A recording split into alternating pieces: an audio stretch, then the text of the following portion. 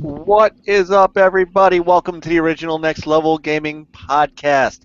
I am Mike Mullis, aka Stinger NLG. We want to thank everybody for jumping in and being with us tonight, both in the chat room, which is already partially full, and those of you listening from the interwebs. Wow. So, once again, technical difficulties. I think we had video, but no audio. I just need to work all that out, but that's okay. Anyway, I've got a great panel with me tonight. First and foremost, my man Frankie Aller from Short Pause Gaming. Viper Strike, what's up, brother? What's happening, man? This is the beauty of coming on Sunday night, is now you get to be on all the time. I'm here. I got my Batman shirt. I'm ready to go. Nice. Arkham Asylum, very nice. I am sporting the Sonic, this is my Sonic 15th anniversary shirt. Nice. I don't know why, no specific reason. And then, joining us tonight is Mr. Matthew Jones. What's up, brother? Hey, how's it going? Not too bad. You are distorting just a hair. You might want to turn the mic down and see if that helps out. So, what's up, everybody in the chat room? Thanks for joining us. As always, we love to watch your comments, and we want to make sure if you guys throw up anything that's really good, we're going to try to get it in the podcast. All right, gentlemen, I'm going to make my attempt this week. I promise to try to keep us rolling and keep us into a decent time so that some people can go to sleep, perhaps other people can go game, but you know, I'm going to give it a shot. You know, we end up just talking, and that's a great thing. I love it, but going to try to make it succinct. So, you just came from playing Doom, didn't you, Frankie? Yeah, man. That's a fun time. I got to start on the PlayStation a while ago, but I lent my copy to a friend. And luckily, you know, it's on sale on the Xbox sale, but that's still too expensive. But GameStop actually had it on sale this week too for pretty cheap, and a used copy was pretty cheap, so I picked it up and had to make some hard cuts yet again because hard drive space. I'm going to have to pick this game up now, aren't I? Doom? Maybe. I don't know. I'm not playing multiplayer. I'm just playing the campaign. No? Multiplayer No. is what that game was. Well, Hey, I don't know. what, It wasn't id though. Like they outsourced the multiplayer, and you could tell. yeah, I know, but the beta was good. The beta was good. I'm not saying the multiplayer is bad. I'm just if I'm gonna play multiplayer, I'll just play Halo. That's true. Though now we've got to get to that. We got to get some. So it's interesting that you say that. Uh-huh. I want to give a couple of quick shout outs. I have got a group now of great gamers who are not only wanting to do Halo, and I think we can get them an Overwatch when you get your copy of Overwatch to the Xbox and stuff like that. But they're now streaming for NLG as well. So my good friends, Western Drake 20, who on Twitter goes by disguy93, 93, I think so, Shout out and to Frank. Drake, my man Drake, and he's in the chat room now. He's listed there as Joseph Hornung, so please say hi to him. He did. Those guys did a fantastic job the last couple nights of doing some Red Dead Redemption streaming, and he's actually going to go through and do some single-player story campaign mode. So that's going to get up on the YouTube feed soon. And they were doing a stream just earlier before the podcast. So thank you guys so much. Madzu was in that. HTK was in that. And I don't know if this is going to stick, but they decided that their posse name was going to be called the Four Stooges with Revolvers. Four Stooges with revolvers. Yeah, so we'll see. We'll see what's I going like on. that. It's funny. Yeah. And for Enrique from the Basement Radio Arcade Podcast, Not, who's in the not chat room. light. That's not, Not light. light tonight. Tonight it's lager. It's lager, baby. I went to a party this afternoon, and I tried something that I do not wish anybody would, and perhaps somebody likes it and I don't. I found this stuff. I forgot what it was called, but it's hard root beer. It's not. Is it the Not Your Father's root beer? No, That looks good. it's some sort of pirate root beer. It was something bootleg or some. I can't remember the name of it. Rough? Yeah, it didn't. It was rough. It tasted more. It tasted more beer than root beer, and that is not a good combination. No. Nope. So yeah, not good stuff. So anyway, traditional Yingling lager for me tonight. Can't go So wrong. no, you can't. I still gotta. You said you can get that right, if I Yeah. remember correctly. Mhm. Sweet. Big fan of it. So, you guys drinking anything this evening? I'm boring, man. I just got water because my throat's still kind of. Oh, well, that's right, Well, because you had a show last night you had to do. So Yeah. I had to drink the milk with my medicine. I had to take my medicine before I got on here, and I just took a big gulp of milk with it. milk is always good. Milk is always good. While we're chatting, do me a favor, pull and unpull your headset, and let's just make sure that crackling we hear is not in your headset. So while he's doing that, um, the water sucks. Yeah, tell me about it. So anyway, see, we're off key already. We're already talking. So, anyhow, games of this week, since we may as well start with that. Um, I know, I think Bender was did Bender finish Inside yet? Yeah. What? No. Brent did. Bender didn't. Oh, I thought Bender was playing Inside, so it was Brent. Yeah, Brent's done with it. Our lady Mel. Thank you, Mel. She's in the chat room. It's Bayou Bootlegger. That is the name of that stuff.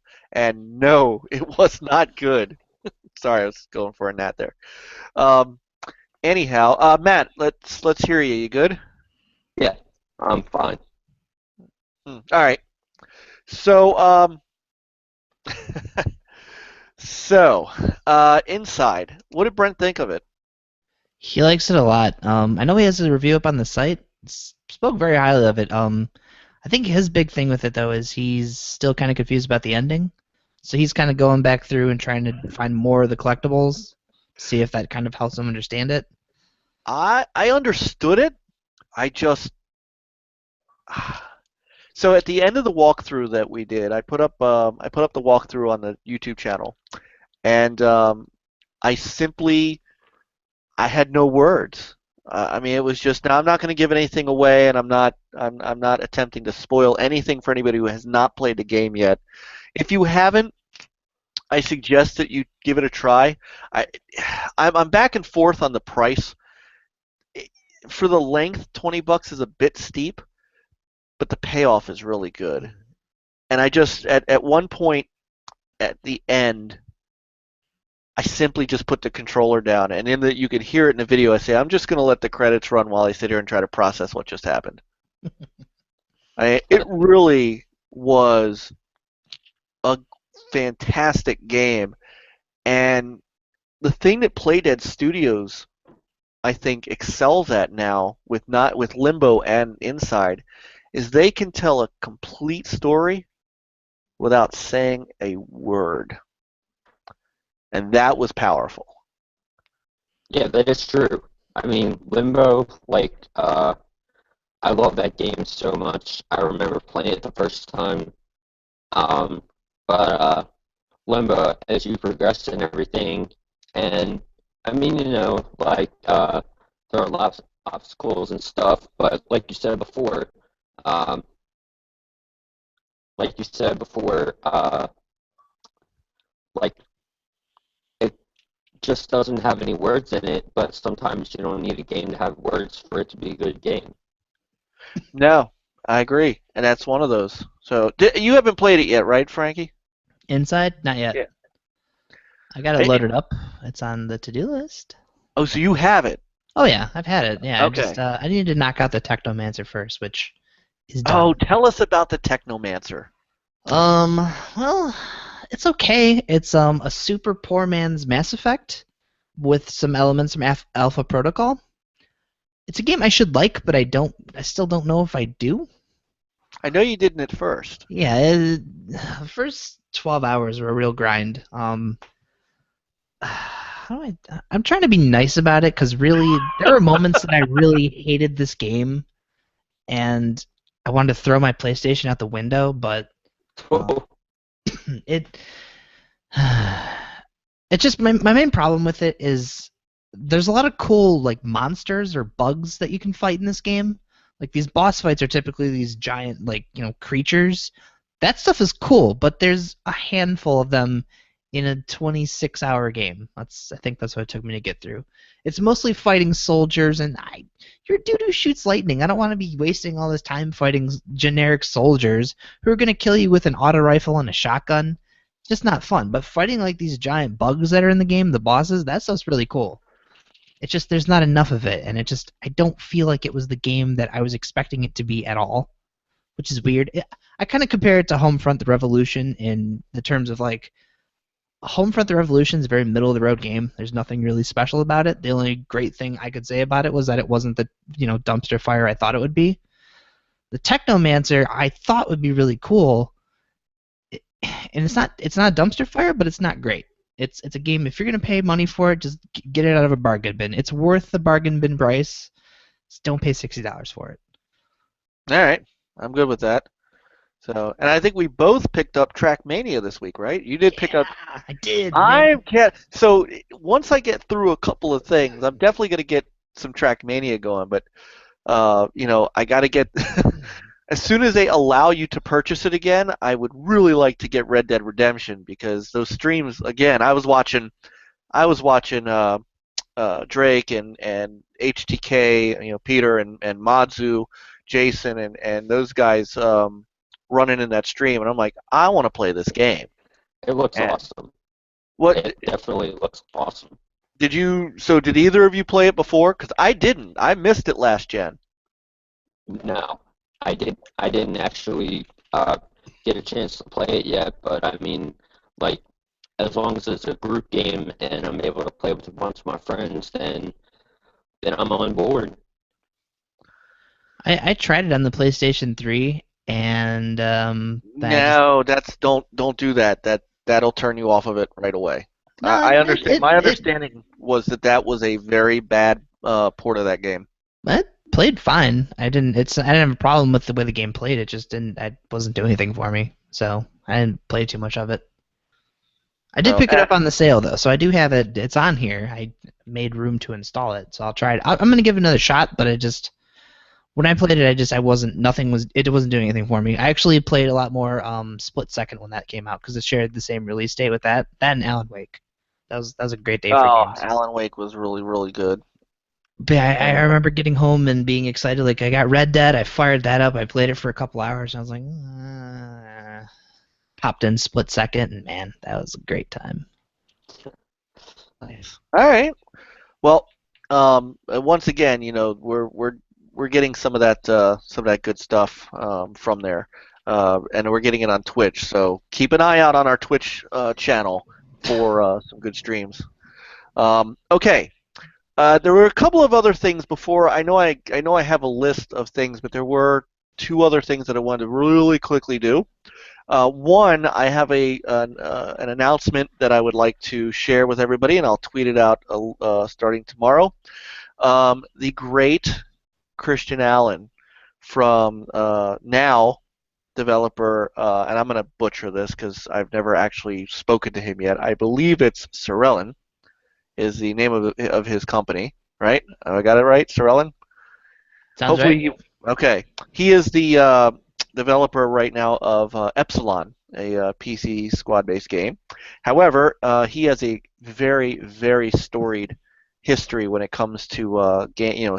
The Ghost Recon games. He did a stint with Bungie as part of Halo Reach. He will be on our show next Sunday night. Oh baby. Oh yeah. I am absolutely stoked to have Christian on the show.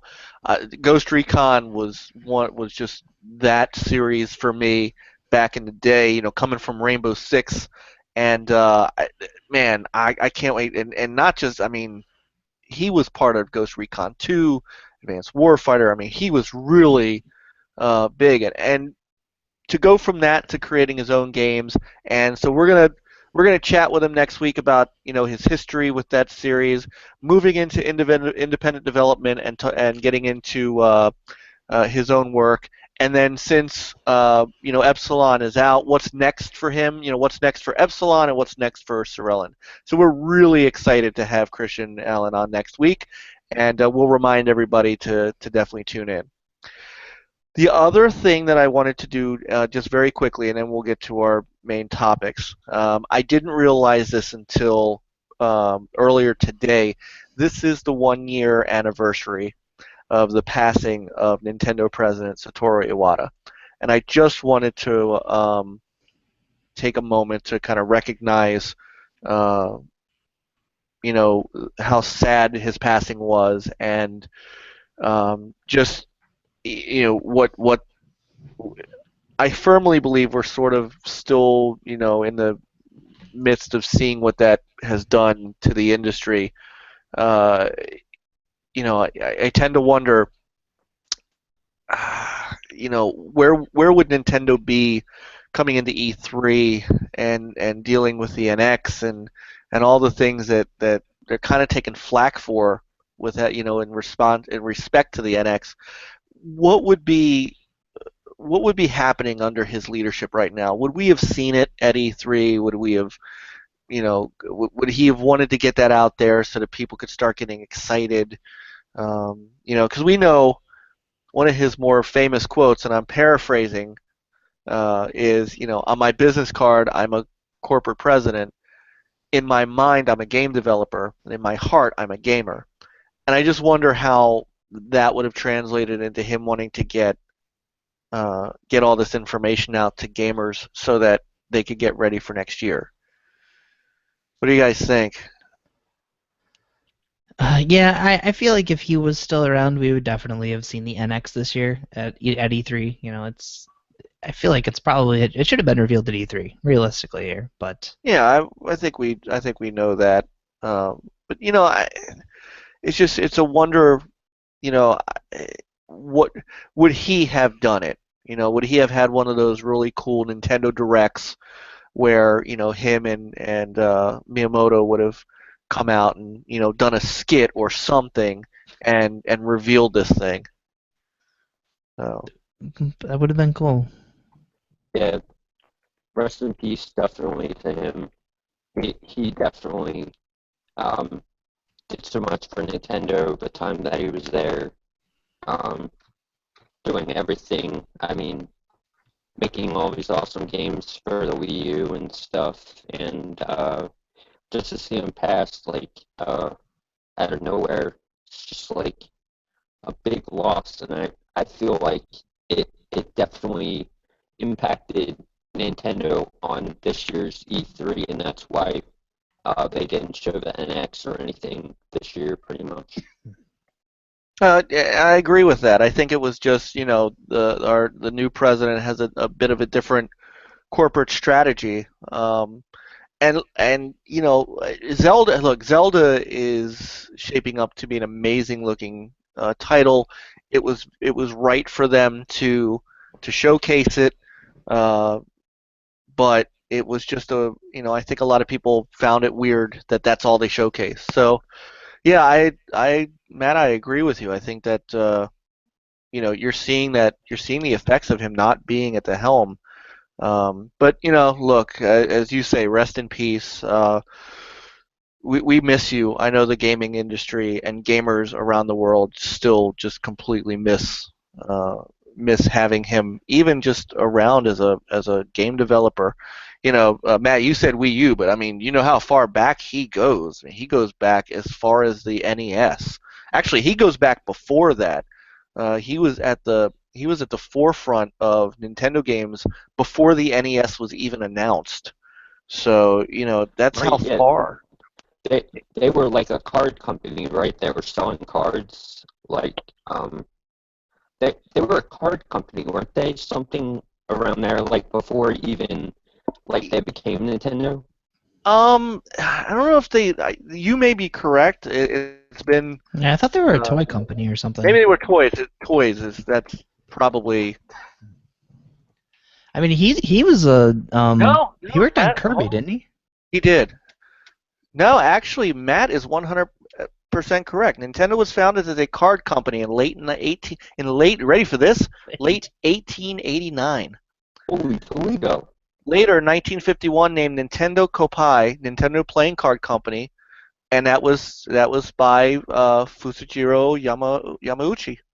So yeah, they produced and marketed a playing card game called Hanafuda.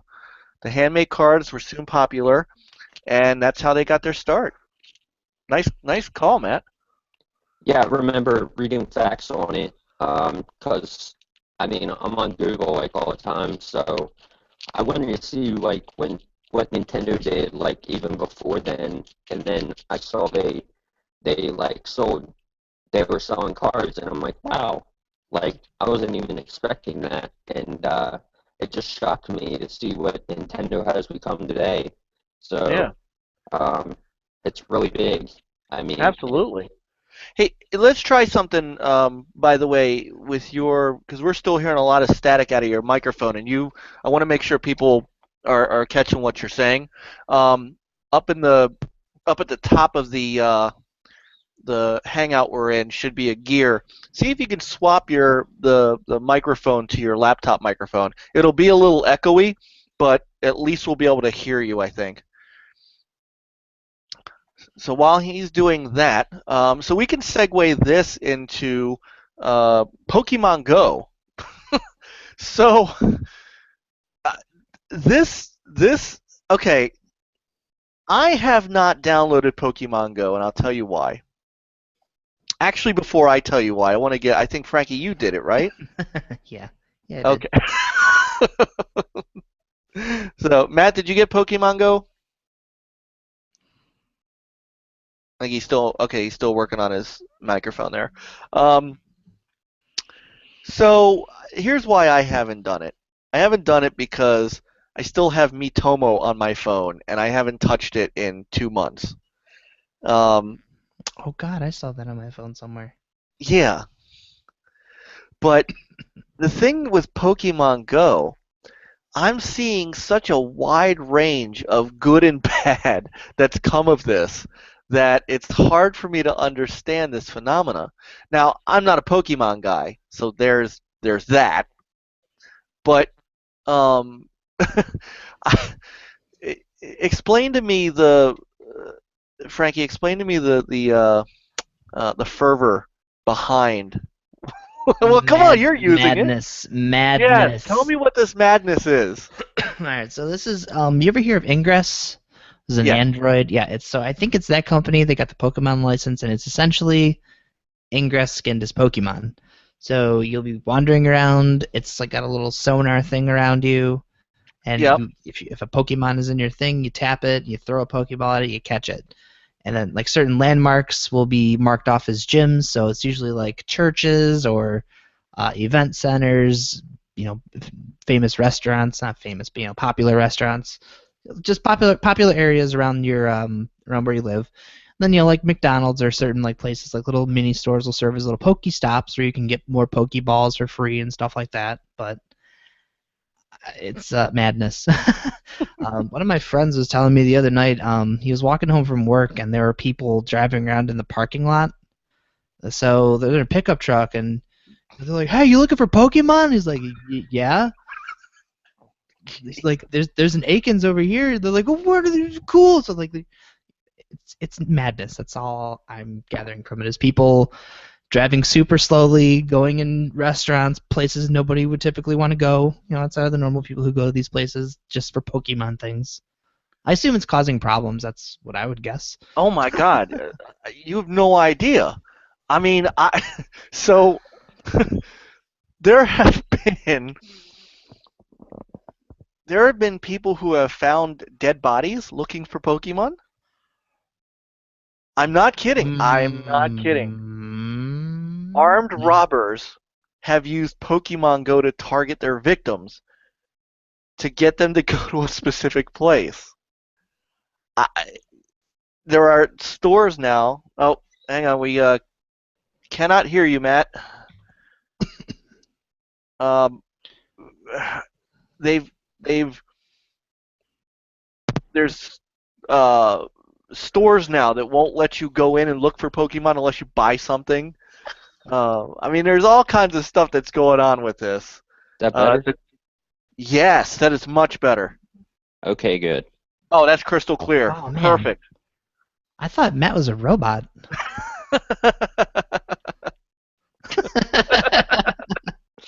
Perfect. Did you get Pokemon? Did you download the Pokemon Go yet, Matt? No, I don't have a smartphone because I'm not a smart person. No, I'm just kidding. But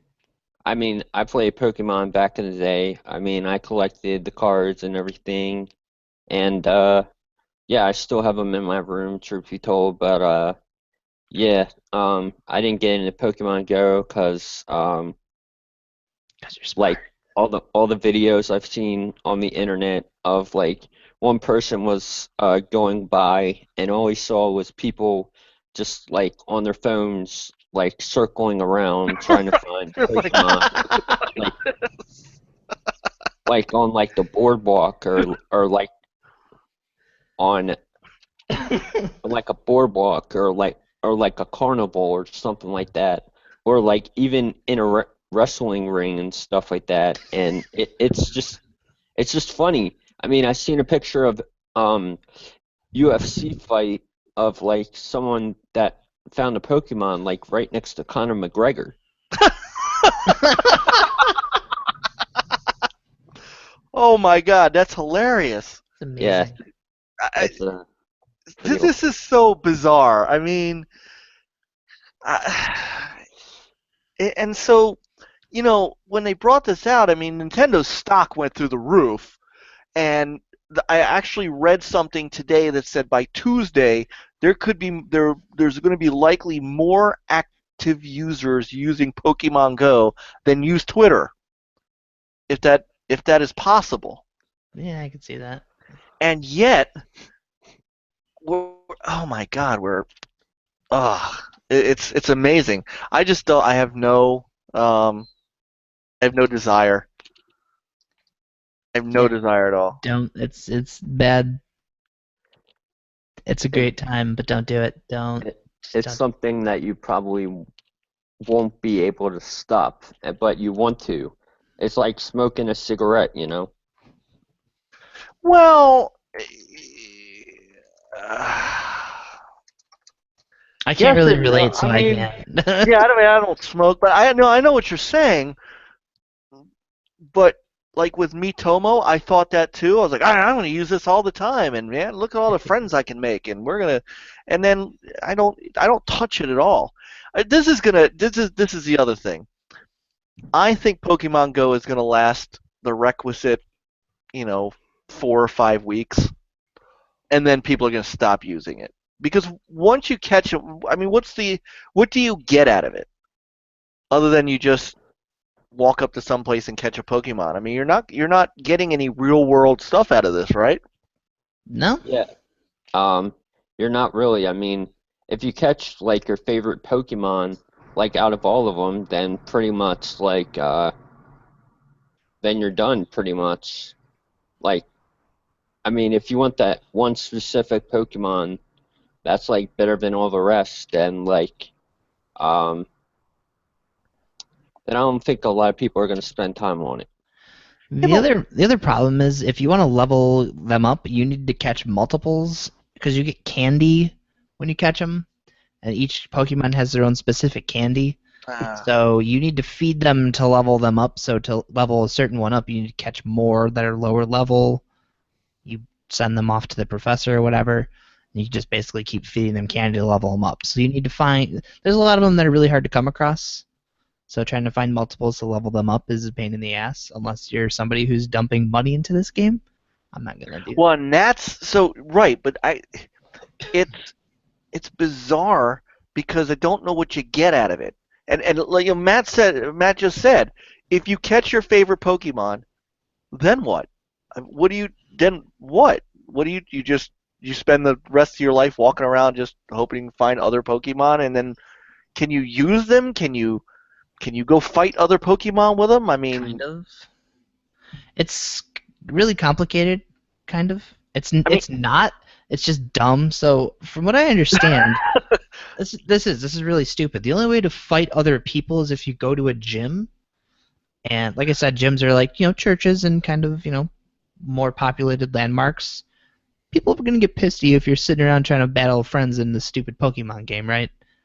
Now, I'm honestly Yeah. not sure if you can even actually battle your friends. From what it looked like to me is there's like whoever like claimed that gym, you fight them, and I think there's like a runner-up who has a winning streak or something. I'm not totally sure, but there's only ever two options at a time that I've noticed. I only know because I have a place that's right down the street from me that I walked down to earlier just to see what it would do. But I mean, can you go into a gym and just can you battle the stranger next to you for pink slips or something? I mean, to get No. his car. I mean, this is what I don't understand. It's like Yeah. it's like the same thing with the Mitomo app. It's like, okay, I've answered a bunch of questions, and Frankie's always you're always in my house. Like I come home and there you are on the couch. It's like Yeah. okay, so now what? hmm Yeah, you're supposed to ask him questions. All my friends dropped off of Mitomo, and that's kind of the problem with it. Is if your Yeah. friends aren't playing it, there's nothing for you to do. Well, the questions are the same. I mean, Yeah. other than literally going and getting new outfits, there's nothing else to do in Mitomo, unless you want to tell people why a cat is your favorite animal and what favorite food you have. And apparently, Osnap Suckas in the chat room is now downloading Pokemon Go. How many of you in the chat room actually have Pokemon Go? Show of hands. Uh, when What's the dumbest place you've had to go to get a Pokemon? That's There what you I go. wanna What's the dumbest place? That's a great 'Cause question. I'm gonna tell you about my day today. So we were out grocery shopping, doing all that junk. You did not do So, this in front of your wife, right? oh, of course I did. Oh my God. Yeah, I actually had her stop a couple places because I was like, oh, we need to find this thing. She's not pleased. She thinks I'm an idiot, but whatever, I am. So, Oh, good Lord. anyways, we were going to a restaurant that we didn't know where it was because we've never been over there. And she went to turn around, and there was a post office that was one of the Pokestops. I was like, oh, you should turn around there. So she turned around in like a nursing home, and there's a Pokemon called Haunter. He's like a ghost type. And one of good those is in this Lord. parking lot we went through. I was like, yes, park, stop, hold on a second. So I like had to catch this Haunter because that's my favorite Pokemon. So now I'm done with Pokemon Go. So whatever. That was mine. I caught a Haunter at a nursing home. Totally weird, right?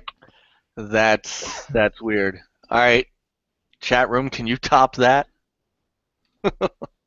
Now, there are apparently the whole idea of this is to go out and meet people. Hang on, I need to. You need to download it? Yeah, you do. No, I'm not downloading. I am getting ready to knock somebody out of the chat room. Yeah, bye. Get out. Again? This crap again? Yeah, this crap again. Sorry, guys. The chat room is not here for it's not here for that bullshit. Sorry, it's Yeah, here for us. It's here for us to. See you later, Sean. Yeah, it's here for us to talk games. If you're coming into the chat room, please be respectful. No console warring, no fanboyism, and none of what we just saw there. So, Jen, for you guys who are going to listen later, who obviously aren't in the chat room, for future, we want you to come in and we want you to be part of the chat. So, make sure if you're catching this not live, that you catch us live at 10 p.m. on Sunday nights. Nice plug. But, come into the chat room and enjoy a great conversation. That was not great conversation. And Beastfire said, be careful using this app. St. Louis cops reported people staked out a popular area for the app and robbed them. Yeah, we did talk about that. So this is the idea behind it is cool. You're supposed to get out and meet people. But you know how else you do that? You just go outside. I mean, This is back in the something to day, do while you're outside. you know what I could look up and say, "Hi, neighbor." I mean, I can go out and do a lot of things. Easy. Too easy. So, anyway, tell us in the chat room what the weirdest place you found a Pokemon is, and we'll come back. We'll swing back around and bring those into the podcast while we're talking. So, anyway, so next up, Does anybody else have anything on the Pokemon Go before we move on? No, Pokemon needs to go. Well, it's never gonna go. That's their moneymaker. I know, yeah, Pokemon was like Nintendo's probably like biggest franchise, like pretty much. Yeah, and you know what? Look, I give them credit for this. Where they go, they promised mobile because mobile has a gigantic. I mean, look, we could talk about how many Xbox Ones, PS4s, Wii U's are out there in the world. There is no console on the planet that can match the number of tablets and phones that are in the world right now. So this is an absolute boon for them to find this market of, hundreds of millions of kids and adults for that matter, Frankie. So Yeah. Ow. my wife would this is what she would do. And she would shake her head. And that's all there is. Yeah, that's what I got to. Now, but give them credit for tapping into the mobile market. They did say they were going to do that, and they're coming through with it. So, what are you playing? Nothing. Not you. What are you playing? me? Oh, Yeah, what are you playing? I'm still on my Xbox. No. I'm not playing anything. I'm just like scrolling through things like new releases coming out and stuff. Nice.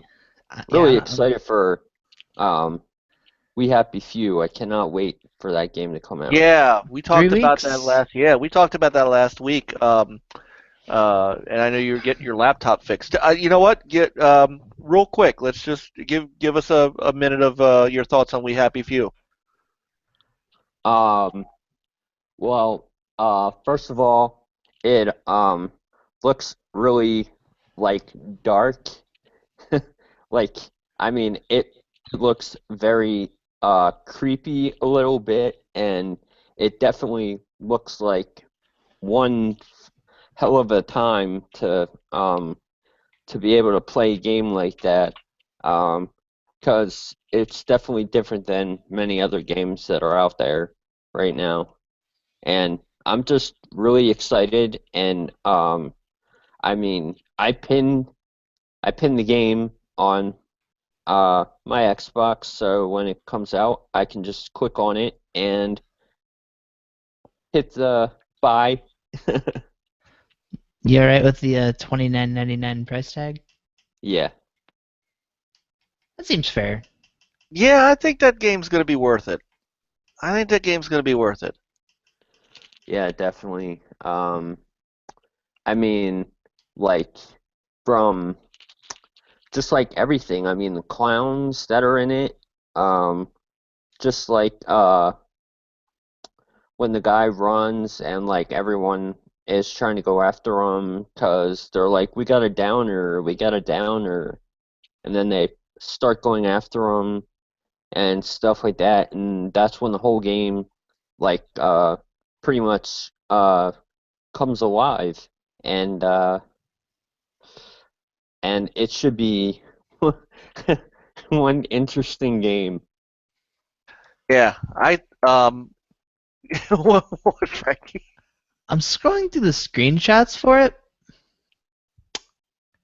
Yeah, this is going to be an interesting game to say the least. There's some eerie stuff in here, man. I'm still thinking Clockwork Orange. Yeah. Yes. I love the look on your face, man.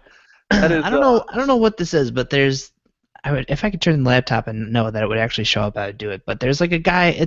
There's 15 slides. So if you look at this on your Xbox, where are you looking at it? It's on the Xbox Marketplace. There's the placeholder for it on there. It's not available to purchase yet, but Matt was pinning it. So is it on the front page? No, I just searched for it. All right, hang on, because yeah. So let me just detail this before you're real quick there. So it's the 12th picture. There's in the foreground. There's a guy just hanging, like he's hung, just hanging. And there's a guy like sitting in a chair off to the side with candlelight next to him. All right, hang on. Here we go. Let me Let me bring these in. So this is what happens on the NLG podcast. Sometimes we segue. I know this wasn't in the list, but you know what? A game like this needs attention. So let's see. See, this is where the Clockwork Orange stuff comes in, like with the just the crazy masks and stuff. And there's are these the pictures you were talking about? Yeah, so that's the fourth one. Oh, it's on the 12th one. Yeah. All man. right. Well, hang on. Let's just. Wow, these are. Okay. You get assaulted by disco. They're rainbow though. Double rainbow. You're right. All right, what else we got? Let's see. Downer Breach. No girls allowed. All right, let's see. We're getting there. Just whoa. Yeah, right? And that dude's just watching him. He's just looking. It's like, yeah.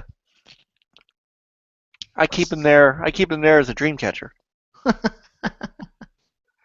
Oh, that is craziness. Oh man, this looks like so much fun. Fun's an interesting word, I'll say that. Wow. Oh man. And it comes out so all right, so let me ask you guys this. And then we'll move on to the next topic. Are you guys going to get it in preview, or are you going to wait for the full game? Because it comes out in game preview. I'm probably gonna pick it. I'm gonna pick it up for the game preview, but I'm not gonna touch it. I'm basically just gonna buy it now and let it sit until it's done. Matt? I definitely will probably buy the game preview for it. Are you going to play it, or are you going to hold? Well, if I buy it and I just wait for it, then I mean, I like buying games and then get my money's worth for it instead of like buying a game and then just waiting a little while for it and stuff. So, I mean, this game reminds me a little bit of BioShock Infinite for some reason. I've heard that. But I haven't made up my mind yet, but I'll probably buy the I still don't know. Yeah, I mean, I think if you buy it in preview, like you're essentially kind of playing it while it's a work in progress. But I'm okay with that for like Ark, where it's a multiplayer focused thing. But for me, like We Happy Few being a single player, experience, I don't want to start playing it and run into something that kind of makes me not like the game. Like that's where my concern is, Well, here's something. I want to bring the screen back up because there's something that I did not realize. There are 3 modes, but there's something that a procedurally generated world, meaning everyone's experience will be unique, which means that possibly the more you play it, the less it's going to be exactly the same if you start another game. One of the issues I'm going to have replaying Inside is, except for the fact I want to look at I want to look for all the collectibles that I missed in the first go-around, it's going to be the exact same game. Here, this is, and not only is it procedurally generated, but there is a sandbox mode too, so if you don't want to go through the story, you could just kind of run around and I guess it's a survival game. I know that much about it, so maybe it's just like an explore and kind of learn. It seems a bit open. It's like an open world kind of thing. Yeah. I want it. I've never bought anything at a game preview. I just don't know if I want to get a game preview game. Yeah. I'm I've got enough in my backlog that I can wait for this. Mm-hmm. I'm gonna buy it like for game preview in case it's a $50 release. It's in game preview for $30. Oh, if it's game preview and it's cheaper, yeah, I'll pick it up while it's still cheaper. That's true. Because I know Ark's supposed to be more expensive when the final release comes out. Yeah. No, that's not a bad Yeah, I'm not bad gonna have any thought. problem sitting on it because I picked up Deus Ex, so I'm gonna try and get through that before Mankind Divided comes out next month. That next month, are we already? God, we're already so far in a year. I cannot believe it. I know it's been crazy. It really Yeah, has. it's been moving by pretty darn fast. Uh, I remember being outside doing carts in cold weather, and now I'm outside doing carts in hot weather, and Yeah, it's like we're it's pretty hard. It's I definitely I don't enjoy it. I hate it. what? You hate what? I hate summertime. It's I terrible. love summer. I have 2 warehouse jobs, man. It's a killer. Oh, I can. What's yeah? I don't know. I'm not a cold weather person. I just never me have either. been. I like the cold weather. I don't like the snow. Yeah, I That's don't my know. only thing is I 40s. I like that. I can still wear shorts in that, so I don't care. But man, That's because you're weird. summertime's terrible. Dude, you live down Ah, in Ohio. You get like days where it's sunny. Next minute it's snowing. Next minute it's raining. Then it's sunny again. 20 minutes later, it's you used to all kinds of crap. well, that's Maryland weather, man. Our motto is wait 5 minutes, it'll change. So no, we have that crazy pattern too. All right, good. It's nuts. We get rain when it's supposed to snow. We get snow when it's supposed to rain, and we can never figure out when it's actually going to be summer. So trust me, Yep. I'm there.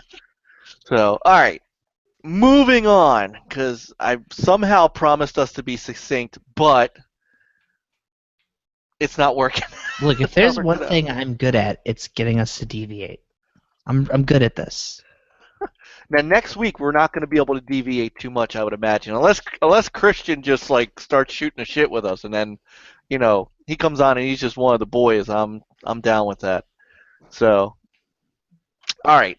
Next up on the list, Adam Boyes has decided to leave PlayStation as VP of third party and developer relations, and he is getting back into game development.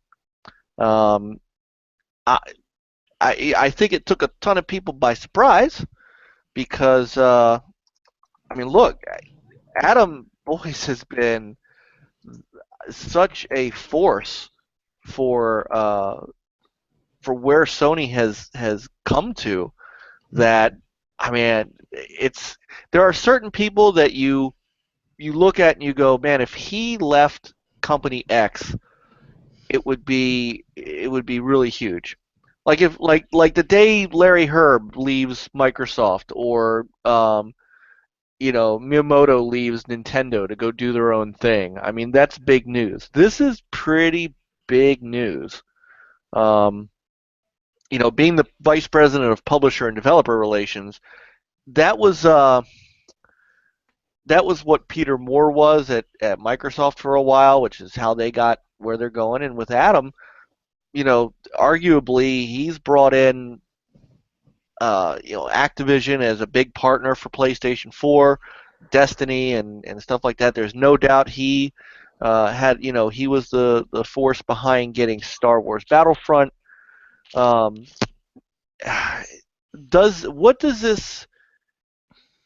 this do for Sony?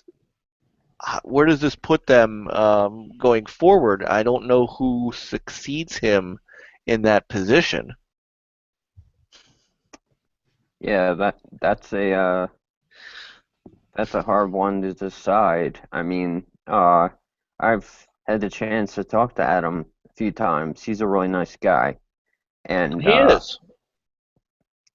for him to leave PlayStation is just like surprising.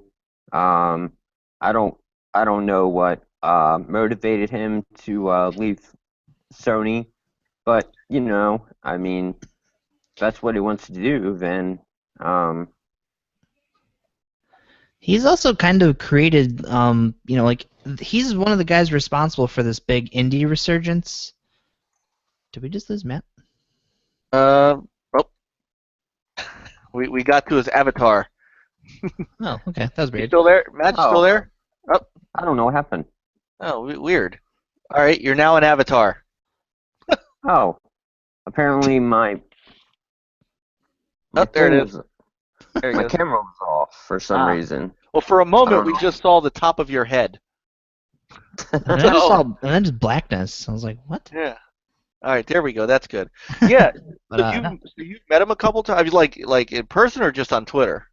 Just on Twitter, I talked to him a few times. I mean, he added me on PlayStation 4, um, and we've talked a few times. He's pretty cool. Uh, I just don't know who's gonna be his successor. I don't either. I mean, that's so those guys, and it wasn't just him. I mean, there are some other people that have left as well. Um, Shahid was a big one too. he was one of the big indie advocates, and then Nick Sutter left as well, and Mhm. I think he took over for Shahid on the indie development side. So I mean, look, I'm not saying this to say they're in trouble. They obviously have a chain of command in that sense. But I mean, he was very very instrumental in a lot of what they did. Now, why did he go back to game development? Probably because it was a love of his. Sometimes you get out of your element and you're not as happy as you want to be. If you guys remember, before he joined Sony, um, he worked at Midway. So I mean, he did a lot of he was the man behind like MLB Slugfest, which I loved. Hits I didn't like as much. That was the hockey game, but Blitz the League, such an underrated game. And then he went to EA, and then he created his own company, Beefy Media, and I forgot what he did out of that. And then he came on to Sony. So He worked at Capcom too. Did he really? Yeah. So he's been around that. Okay, so he's been around that development life, and sometimes you just get the itch to go back. Yeah. I mean, he's also like right now, just the indie scene. It's the best it's ever been. So I mean, if there's ever been a time for him to, and who knows, maybe he's even joining Shahid's team. Or not that, but now I is think the time. If I think anything, he's picking the best time to get back into game development. absolutely. I think he's going back to creating his own company. That'd be fair. Yeah. So, and look, these are games that'll, could end up Did multi-platform. did you see he tweeted at IOCADS? Is that Chris Charla? Yes, Chris Charla. He's like, I hope they allow me at the ID at Xbox program.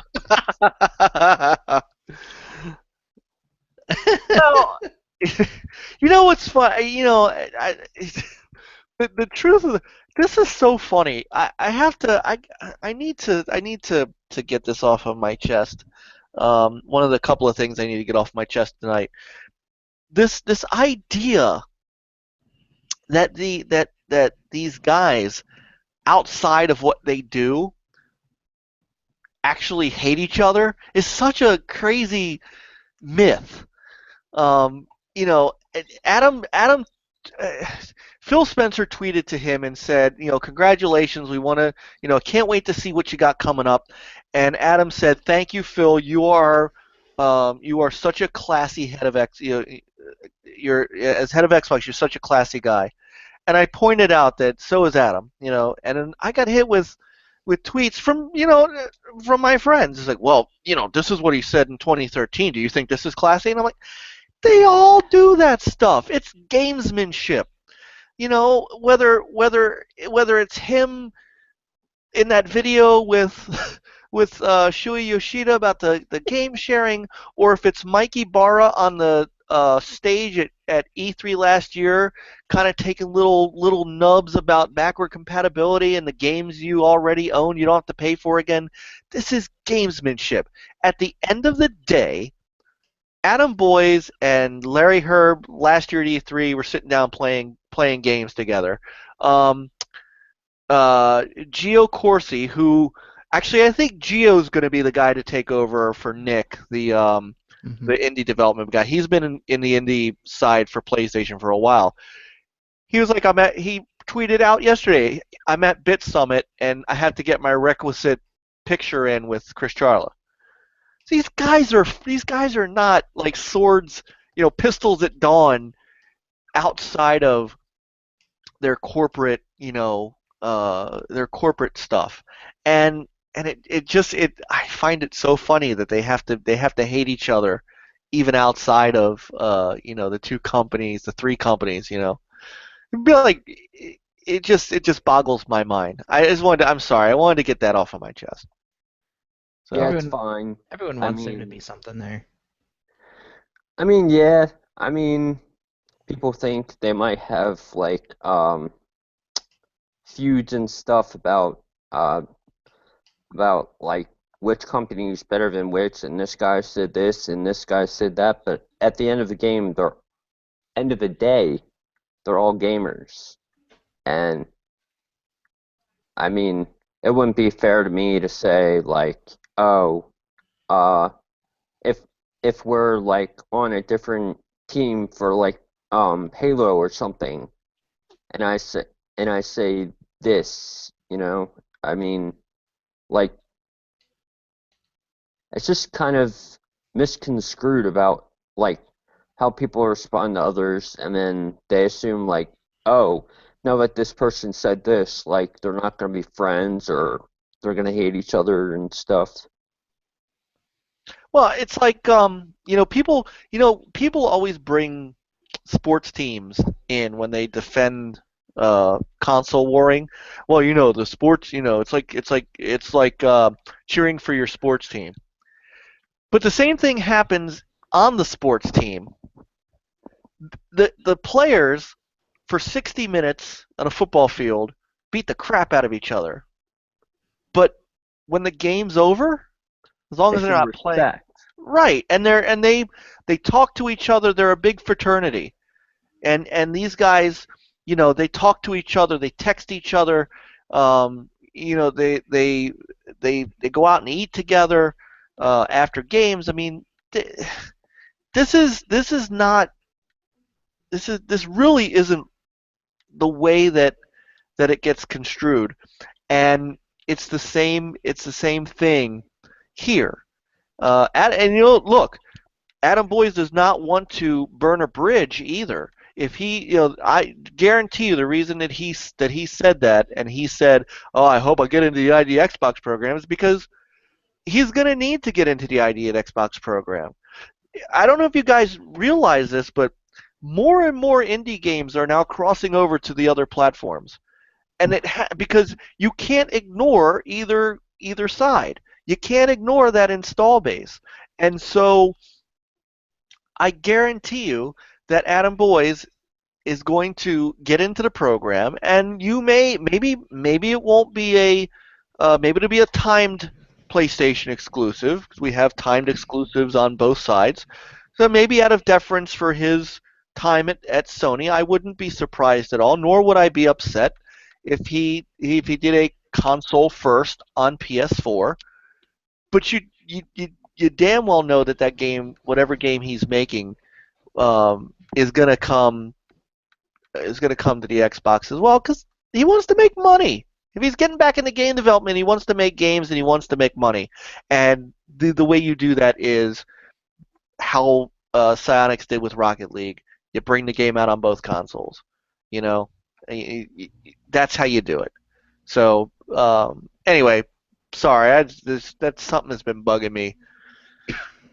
Now, my question is, if uh, if Adam doesn't succeed at like making a game, I mean, not that I'm wishing that he doesn't, but if his game doesn't turn out like real well, do you think he might go back to PlayStation, or do you think he'll keep on making games after that?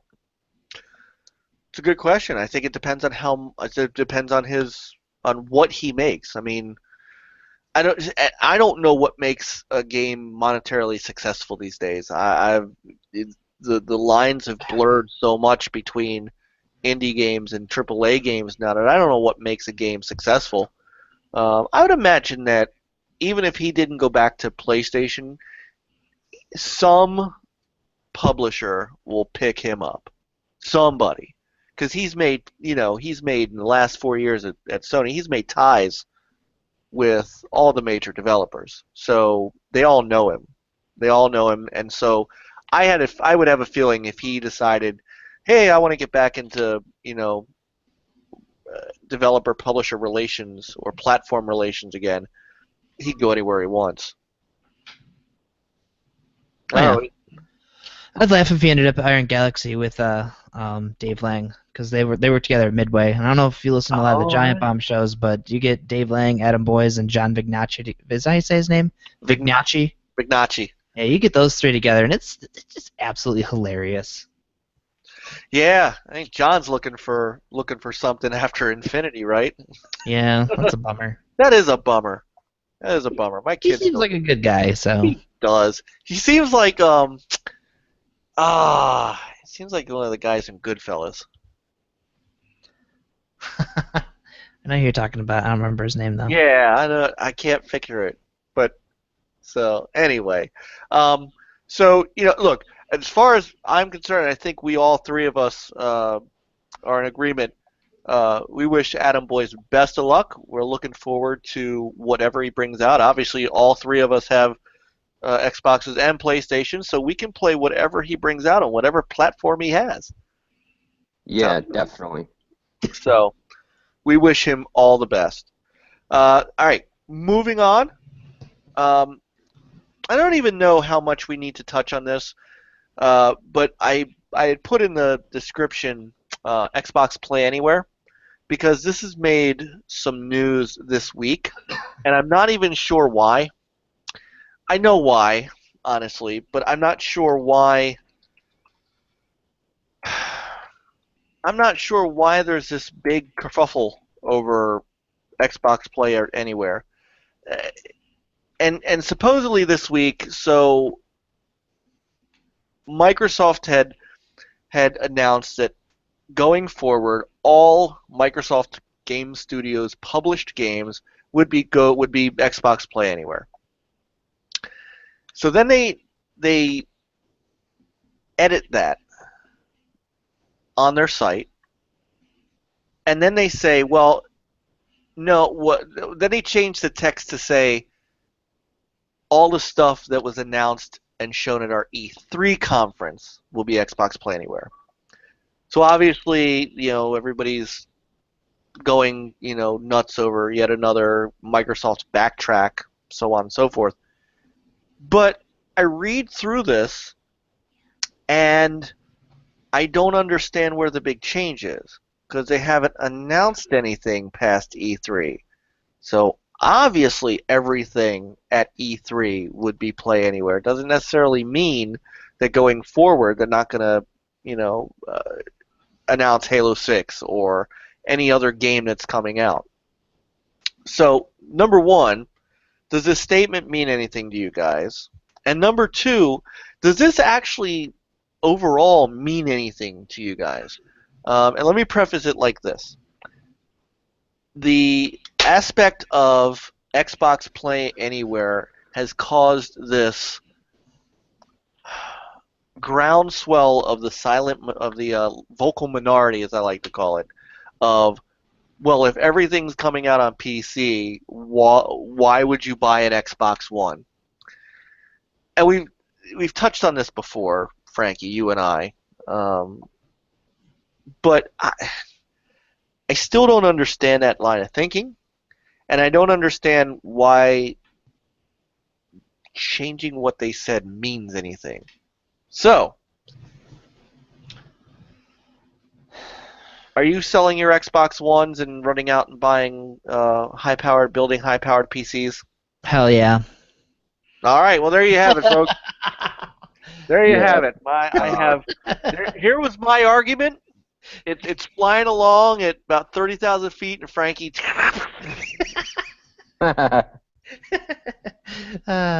No, but seriously, right, I'm thinking about buying another Xbox One. Actually, I was telling Jen earlier that I want a Slim, so But no, I mean, PC gaming is PC gaming, console gaming is console gaming. You're gonna have crossovers, and that's totally fine. But ultimately, if you're a console gamer, you're gonna buy an Xbox One because you want to play, the games that come out only on Xbox One. If they're available on PC as well, unless you're just one of those console warriors who wants something to argue about and be like, well, I could just go and spend $2,000 on a PC that'll play the same games. More power to you. If that's really the route you want to go because you're so bitter against a company that for whatever reason you want to hate, whatever floats your boat.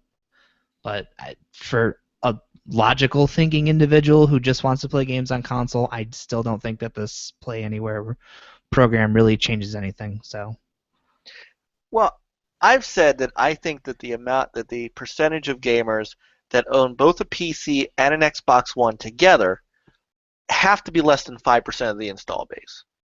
And I have said that if you are that guy that you do have a high-powered PC and you have an Xbox One, I could understand that. If you already have it, and now you're going, well, now I can play it on the PC, so I don't need the Xbox One because I get all my games on the PC no matter what. Okay, I got that. Totally got that. But this idea that, well, now, Johnny Sixpack's going to walk into Best Buy and he's going to see that he could get all those games on Windows 10 as well as the Xbox One, and he's not going to buy the Xbox One because he could just go buy a PC. I've never bought that message. I've never bought that excuse. say Johnny Sixpack? Talk about Mr. Negative, man? I didn't say Johnny Balding. I said Johnny Sixpack. He's catching up to Warrior, man. Yeah, no. He's gonna look like The Rock pretty soon, kind of. Yeah. Matt, we're catching the top of your head again. You know what you look like? The guy from Home Improvement. He's at the top of the fence. Yeah, the fence guy. Do that again, real quick. No, up, the other way. There it is. So that's my take on this, is that, and then I heard this, and this is the most ridiculous thing to fight over. You ready for this? Well, now the games aren't exclusive, and now and then there's no such thing as console exclusive, and there are people out there that are actually using this as a means to fight. That, what's an exclusive now? So if Gears of War 4 is on Xbox One and PC, you guys still consider that an exclusive game? Can I play it on my PlayStation 4? You're ruining my setup. I'm asking though, can I play it on my PlayStation 4? No, you cannot. Okay, then yes. Can you play it on your Wii U? I don't think so. I don't think I can play. Can I play anything good on my Wii U though? Well, okay, that's a whole Does separate. Is that too mean? Yeah, that's too mean. So, Matt, do you consider them exclusive if they're Windows 10 and Xbox One? Well, I usually consider them exclusive if they're like for one thing and one thing only, but I mean, I guess like Windows 10 and Xbox One are kind of one and the same, so... That is exactly what I was about to... Okay, so that is where you nailed it. That is exactly the minute Microsoft put Windows 10 on the Xbox One, the Xbox One and PC became nearly a single entity. Let's keep in mind that the anniversary update, which is coming out in August 2nd, is being released simultaneously for both things. Microsoft is, and this is what this is hard to say in Twitter, so this is the other thing I wanted to get off my chest. This idea that the game's not exclusive because you can get it on PC is the most ridiculous thing to fight about. It really is. I honestly don't care because it doesn't actually affect me, and I know it doesn't affect either of you guys. But Microsoft, whether people like it or not, is changing their ecosystem. They've taken two platforms and they've created one.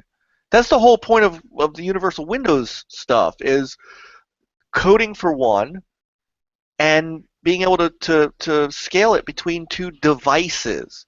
Not necessarily two platforms. The Xbox One is a Windows 10 device. The PC is a Windows 10 device.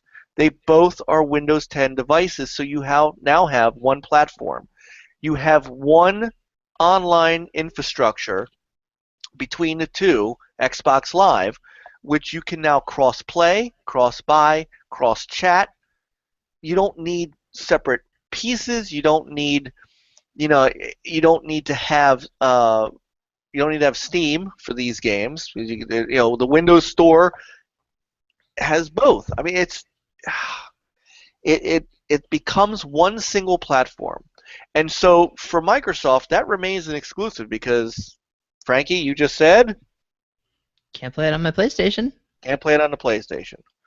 So, by the way, your boss was in the chat room. Oh, I know.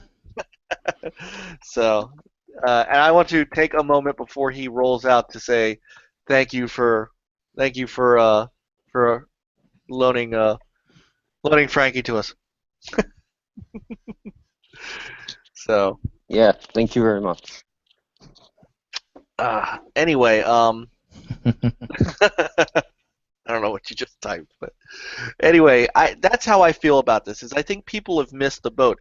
People want PC to be a platform and the Xbox One to be a platform. And I think people have to understand that that is no longer how Microsoft sees it. And if you buy the game on PC, that's great. Microsoft gets your money. If you buy it on Xbox One, Microsoft gets your money. And I guarantee you, when they talk about game sales, you are never, ever going to hear how many games sold on Windows 10 versus Xbox One. You are going to get a single number. And you're not even going to get a number. You're going to get a monthly active user. Remember that.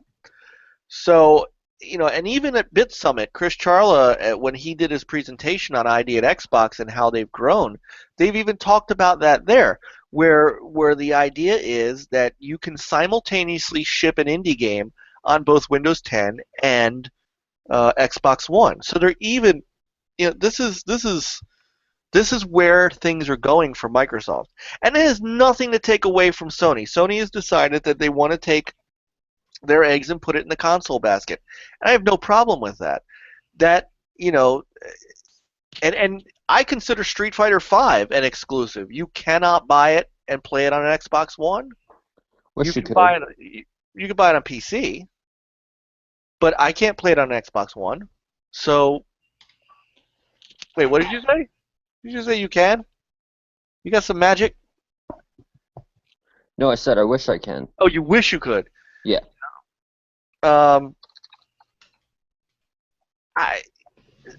More power to them, and that's what's And the thing is, that's what's working for them. It's working for Sony to do it that way. Microsoft, they are a software company. They've always been a software company. PC gaming has always been a part of what they do. Whether people like how they've done PC gaming or not is something that can absolutely be debated. There's a case to be made that a lot of people feel like Microsoft had abandoned PC gaming for a long time. They haven't brought out their major franchises on it as much as they should. That is and that's something they're trying to fix. But in fixing that, then you get the argument that, well, now there's no reason to buy an Xbox One, and I just think that is so ridiculous. And I think that the reason is that we get into this argument over what's an exclusive. And Microsoft, as far as they are concerned, Sea of Thieves, Gears of War, ReCore, Forza Horizon 3 are all exclusive games. Because, Frankie? I want to derail you for a second. Can I derail you for a second? You may. Can you sell me on Sea of Thieves? I just want to know what Sea of Thieves is, because I don't understand what Sea of Thieves is. I know you're a big fan. You're sold on this game. I am sold on Sea of Thieves. I just want to Matt, know. are you sold on Sea of Thieves before I get into this? Oh, you better believe it. Okay, someone All fill right. me in. What's there around Sea of Thieves that everyone's excited about that I didn't see or didn't notice? It is a no rules, no hindered, go be a pirate. There's no boundaries. There's no. From what I understand, at E3, when you walked up to the kiosk to play the game, there was no tutorial. There was no help. You just did whatever you want. And Okay. that's if you want to go out and you want to plunder and you want to go find treasure, that's great. If you want to go out and go take on ships and go try to blow ships out of the water, you can do that. But you work as a team, so you could play. They said you could play the game as a single player guy if you just want to go and muck around. But you're going to be better off with a crew. Somebody's got to steer the boat. Somebody's got to navigate. Somebody's got to run the guns. It's just an open sandbox where there's just no rules to it. Well, obviously, the rules of pirating, but it's just one of those games that is just you. You're just gonna you do whatever you want as a pirate. I'm all about that. Let's see. See, I just got the impression it was a weird only the ship battling thing. Oh which no. I looked at No, and I was like, apparently there's a whole. You get out of the ship. You can go search for buried treasure, get into sword fights. There's all kinds of stuff you can do. Sword fights, eh? Yes. Okay. No. Sounds better than what I watched at the E3 video. So that was not.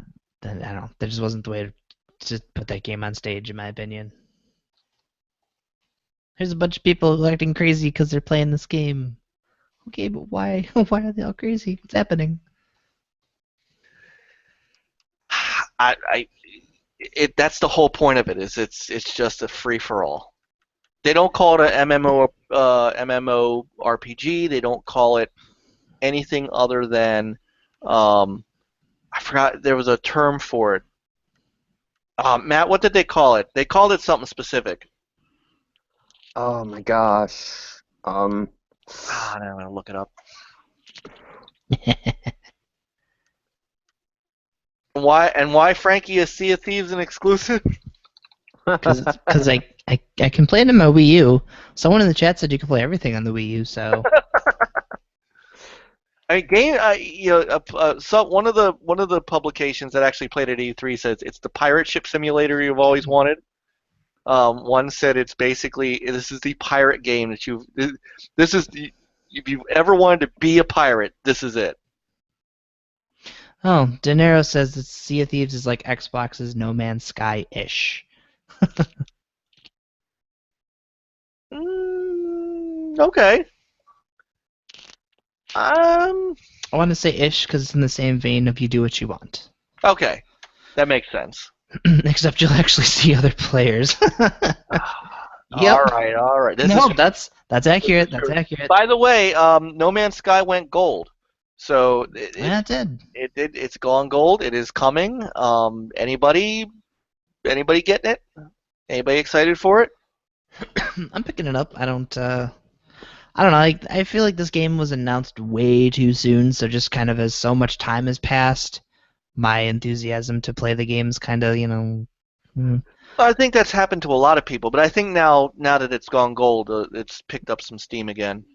Yeah, I don't know. Like I said, I want to get through Dark Souls and Deus Ex, so that's coming out kind of in between. You want to get through Dark Souls? Because I need to get good.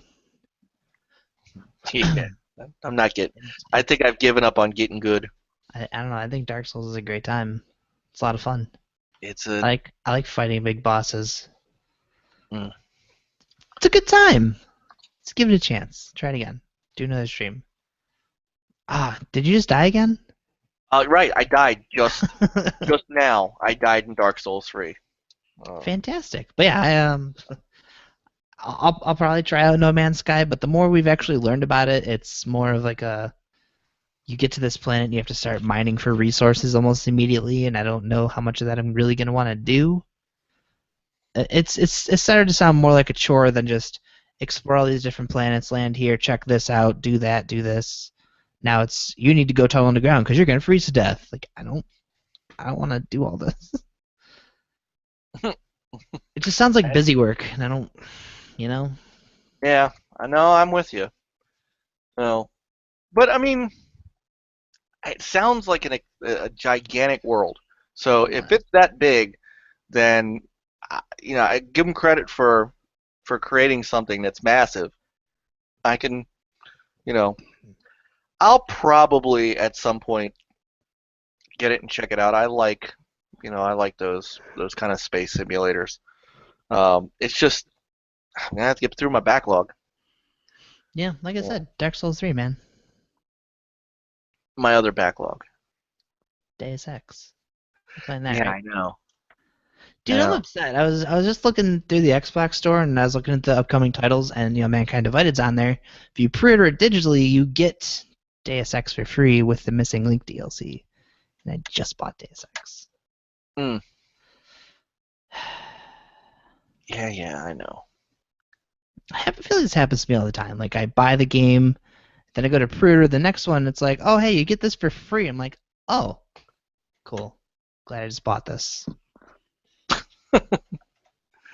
Matt, No Man's Sky? I haven't heard really much about it. I might get it. I'm not 100% sure yet. I'll have to see more gameplay of it to determine whether I want to buy it or not. You like Minecraft? I've heard it's Minecraft in space. That's the best comparison I've got of this thing so far. Can you build things in it? I believe so. Huh. You can do things to change the environment on the world, John, so I imagine you can build stuff. All right. I mean, you gotta do something, right? I mean, there's gotta be more than just landing on this planet and being like, huh, yeah, that's a cool rock, and then leaving. You might hope so. All right, well. Matt, you a Minecraft guy? Yeah. I've never really been that much into Minecraft, truth be told. I don't know anyone, my child. Like 10 who's... Right, my oldest kid. So. Oh, that's not true. I got a couple friends on Twitter who are into Minecraft now, which, that's cool. I don't have the time. Yeah, not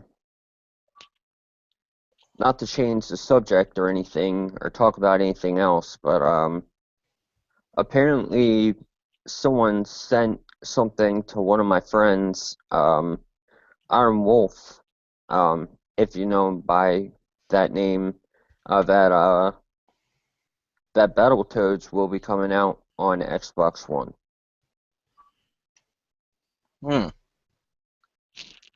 That would be the worst kept secret known to man. Everybody is expecting it. You mean like the BioShock collection? Right, the BioShock collection. Well, I mean, okay, I guess I see your point. No. I don't mean it that way. I just think it's funny. At some point, that game was coming. It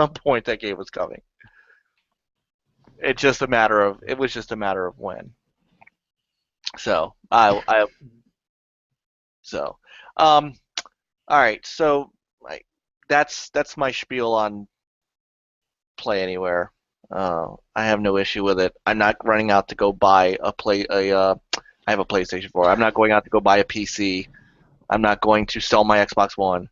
I'm also not getting a Slim.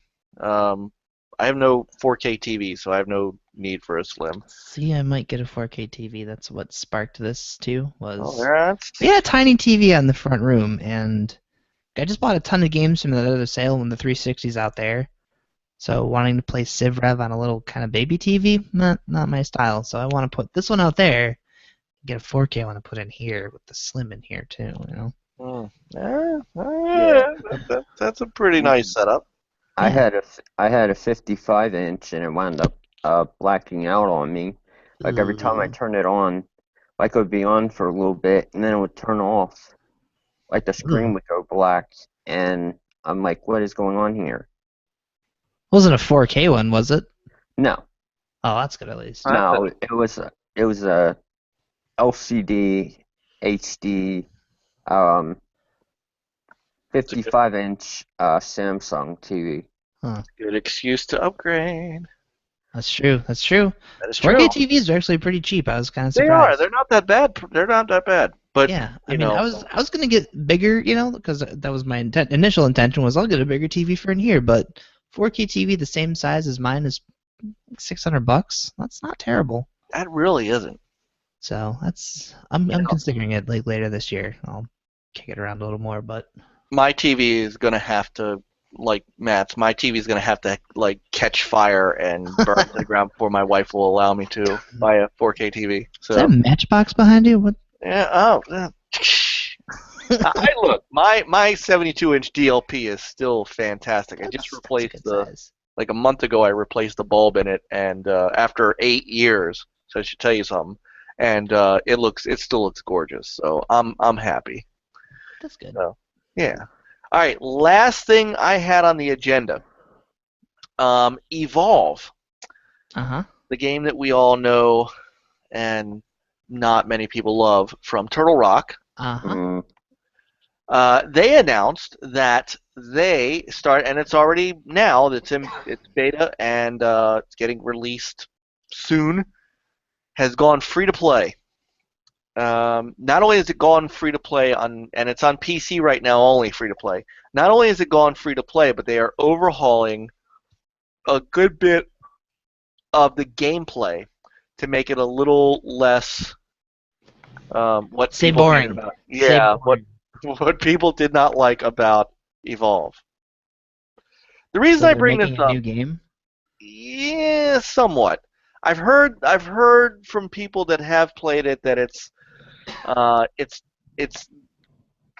not terribly dissimilar, but there are some things that are different enough that it does change strategies and things. Like you can break off and you can you can do some things that you couldn't really do because of how you had to play it. I don't have that kick-ass PC, so I'm not getting it. They have said that after they finish making the PC version version 2 free to play, they will convert the console versions as well. So consoles at some point are going to get the free to play version.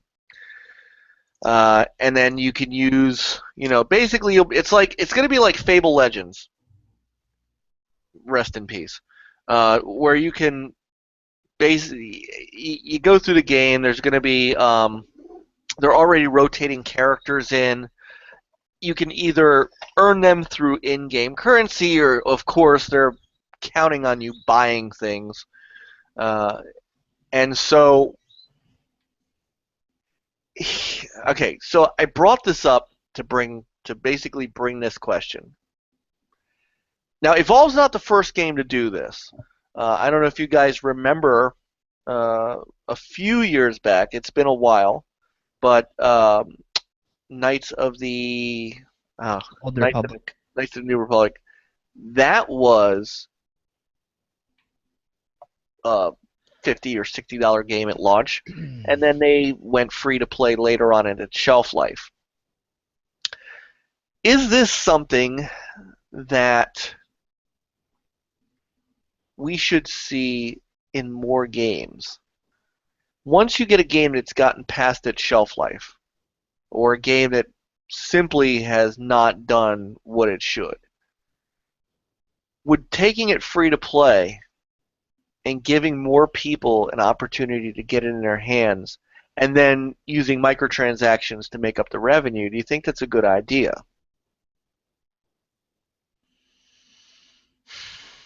I think it depends on the game. Like Evolve, I'm not like I'd be a little skeptical of it being free to play, truthfully, just because the different hunters have all these different abilities. So once you start getting into, people playing as there's especially the one monster, I forget what the Wraith, I think. It's like ridiculously overpowered. And I didn't read into how this is working exactly. I gather they're just kind of swapping out the different hunters and monsters so that are Yeah, people can access. they're rotating. Think of it like Killer Killer Instinct. Instinct. Okay. Yeah. Yeah. But that's the other problem too, is Evolve doesn't have a lot of characters in it. I think they're now, well, I guess maybe it does, because it did a second season of characters. So they probably got about 20 characters they can swap out. I don't know. I just, a game like that requires so much teamwork, and just knowing that each hunter has a drastically different, kind of approach to how, you want to use them. I'd be a little hesitant to see how that'll work in a free-to-play environment, because you got people who, sure, they may play as, from what I understand too, they're altering the Trapper class, so not everybody can do the Dome thing, so the Trapper's kind of maybe not going to play as big a role now, but I'm not, and again, I didn't read too much into this, but Yeah. I don't know, it just seems strange to me. Evolve didn't really evolve into anything, truth be told. No, it didn't. It it bombed. I mean, let's be honest. Yeah, I was so upset. That was one of the games that I was the most hyped about when it was coming out, and then it came. Like, we played the beta, and I was like, "Wow, this is really boring. It's a lot of running around, the monsters hiding somewhere.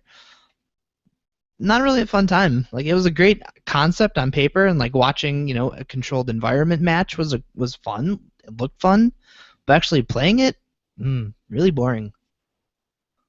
I felt the same way in the beta, and that's why I didn't buy it. Smart man. Did you get in the beta, Matt?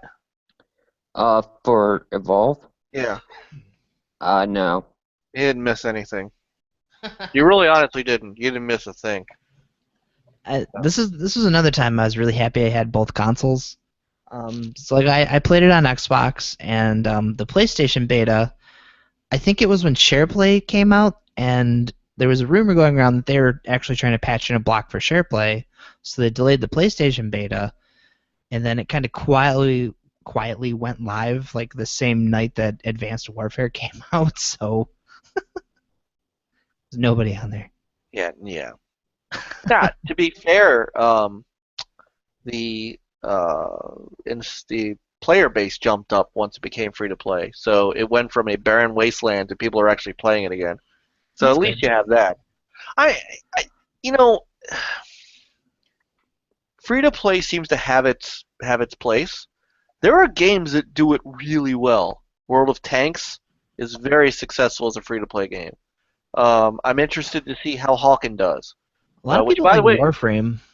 Warframe is another one that is apparently very popular. Neverwinter is one that is doing really well, and that should be out, if it's not out on the PlayStation 4 already, That's the 19th. the 19th. So that's launching on PS4 as free to play. And Frankie, you've played Hawken now, right? Oh yeah, I love Hawken. And I've played some Hawken, and we got to actually Hawken it up. We gotta get.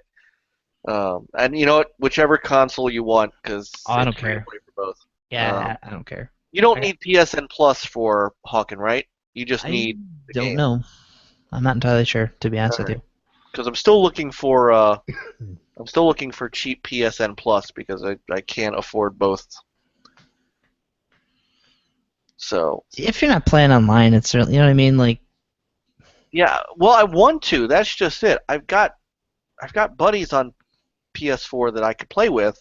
I can't afford both Xbox Live and PSN. So I have to wait.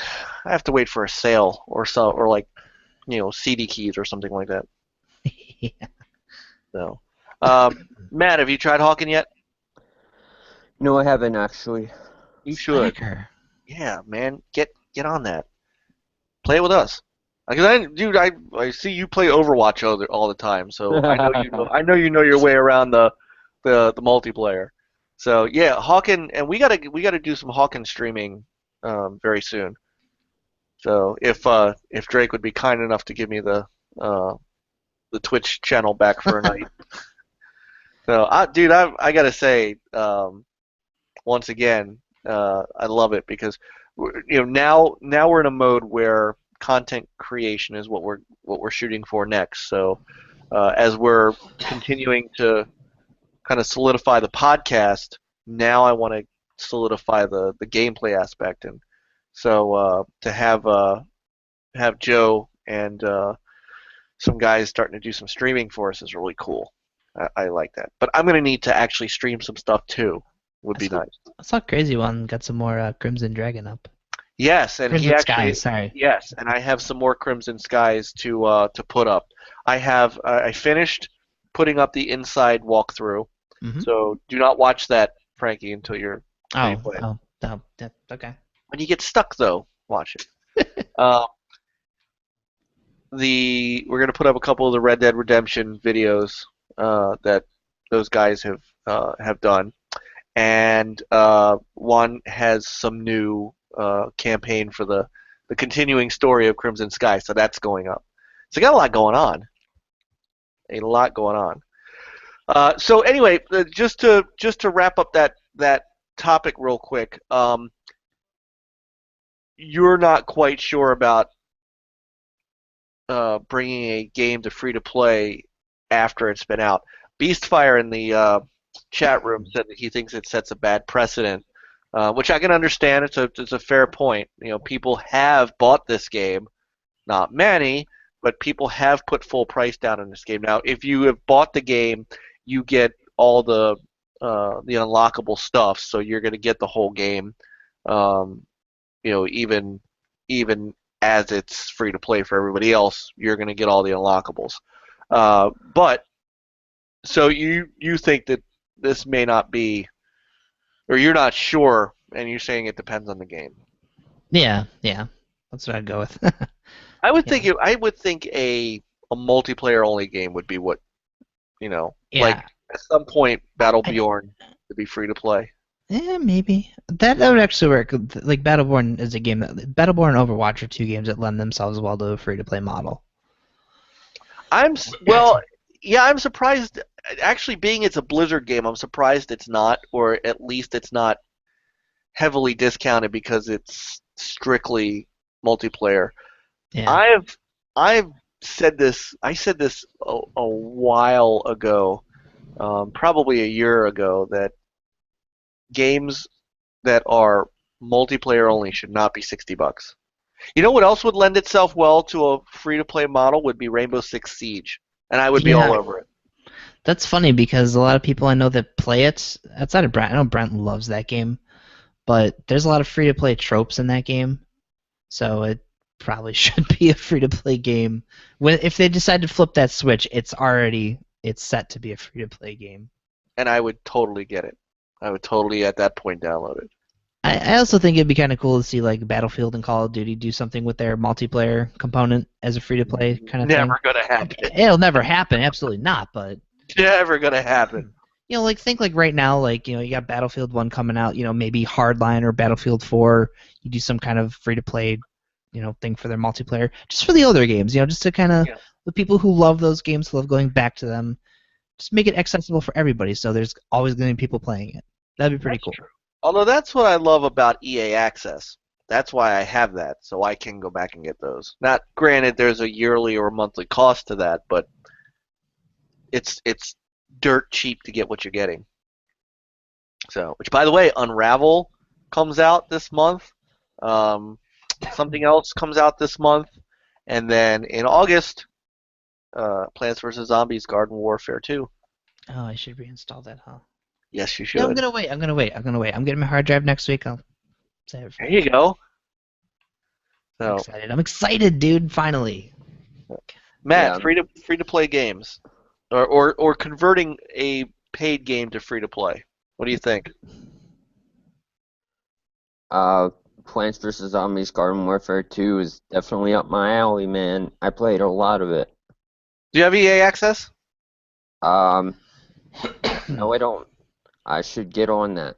Yes, for the $30 a year. Yeah. Need for Speed's the other one. Thank you, Beastfire. Need for Speed. But no, I wanted your quick opinion on should a game that didn't do well, or something that has been out for, let's say it's been out for a year, sales have dropped to a point to where it's negligible. Would taking it free to play be a way to re-spark the game's interest? Matt. Probably, yeah. Would it be a game that, like, would it be the difference between you trying a game that you might not have tried before? I'm willing to try new things, man. Definitely. Oh, okay, so like Evolve. When Evolve becomes free to play on console, are you going to give it a shot? I did play the beta. The 2.0 is supposed to be a lot different. Okay, I might give it another shot. See what All right. happens. All right. Frankie, I are you want, going to... I want to see the changes. If they're doing something to actually make this game fun to play, then yeah, I'll. I mean, I could bring up the change list. It's a massive change list. Yeah. They're doing a lot of stuff to this to try to make it a bit more balanced and a little more fun rather than just running around and hacking. That was my problem with the beta. I don't know if it was yours. Like, you'd run up and you'd slash on the monster and the monster would just run away. And then you'd go chase the monster and you'd slash at him and he'd run away. And you'd... That's what I think they're trying to fix. That'd be great. You know what's funny is I have the game on PS4, never opened it. Okay. It's still sealed. Nice. I also had it on Xbox at some point, and the same thing. Just every time I get people who say they're going to buy it and play it, it never happens. So now I know people actually play it because it's free. So. You know what? Someone just brought up in the chat room a good game that might. Witty says, The Crew. "Ooh, The Crew would be good, but It is still free with Games with Gold. So. yeah." Witty brought up Elder Scrolls Online. What about Elder Scrolls Online? Isn't that game technically free to play? Like all you really have to do is buy the disc. Yeah. Well, they were supposed to. You're right. At the beginning, they were going to make it a Yeah, it was a subscription. Yeah. But you still have to buy the game. Yeah. And now they have the Tamriel. We talked about that at the post D3 show. I forgot what it's called now. One Tamriel. One Tamriel, where you can basically unlock the whole thing and just go sandbox.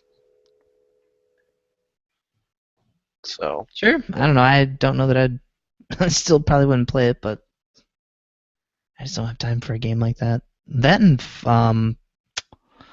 Ben and Brent talk about Heavensward, the Final Fantasy 14 online one. They said that's a great time, but I refuse to touch it. That's just... I have no idea. I don't even know what number Final Fantasy we really are at this point. 15, I think. 15. So the Morganism in the chat room says one of the is a couple of changes. They've shortened the match times and they've added a time limit. I don't know if that's a big game changer. I think it's more that the maps are really big and the monster tends to get a head start, so once the monster's way ahead of you, it's... And I understand that's the point of the game. You're hunting the monster, but... Yeah, I think I know what you're saying. Somebody asked about the Division. What about the Division going free to play? I mean, it's gotten a little stale. Yeah, now that everyone's cheating and exploiting the crap out of it, why not? Why not? Well, now that everybody and their mother is level 30, like, where do you go from there?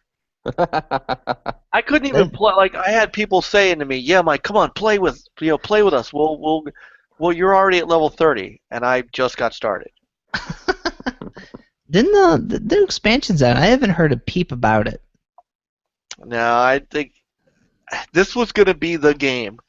This is, Destiny's the same way.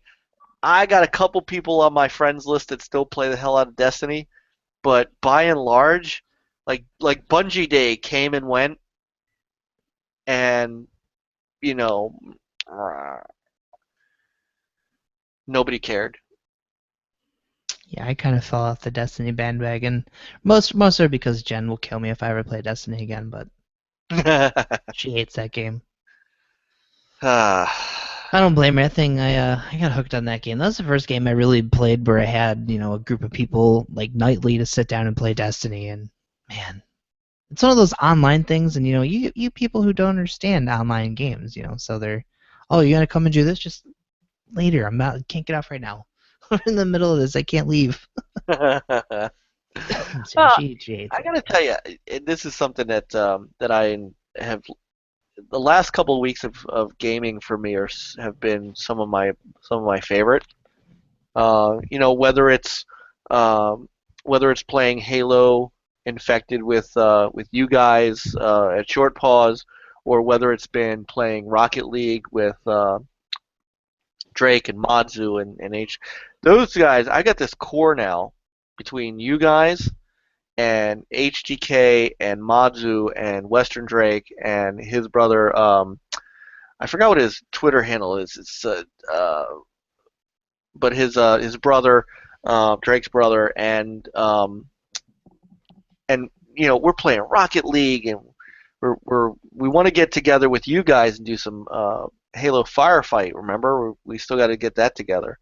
And it's made gaming really fun again, because these are great people to play with, and and now I'm to a point to where I have open parties. So if people see us in party, they could just jump in, and whatever we're doing, man, we'll accommodate.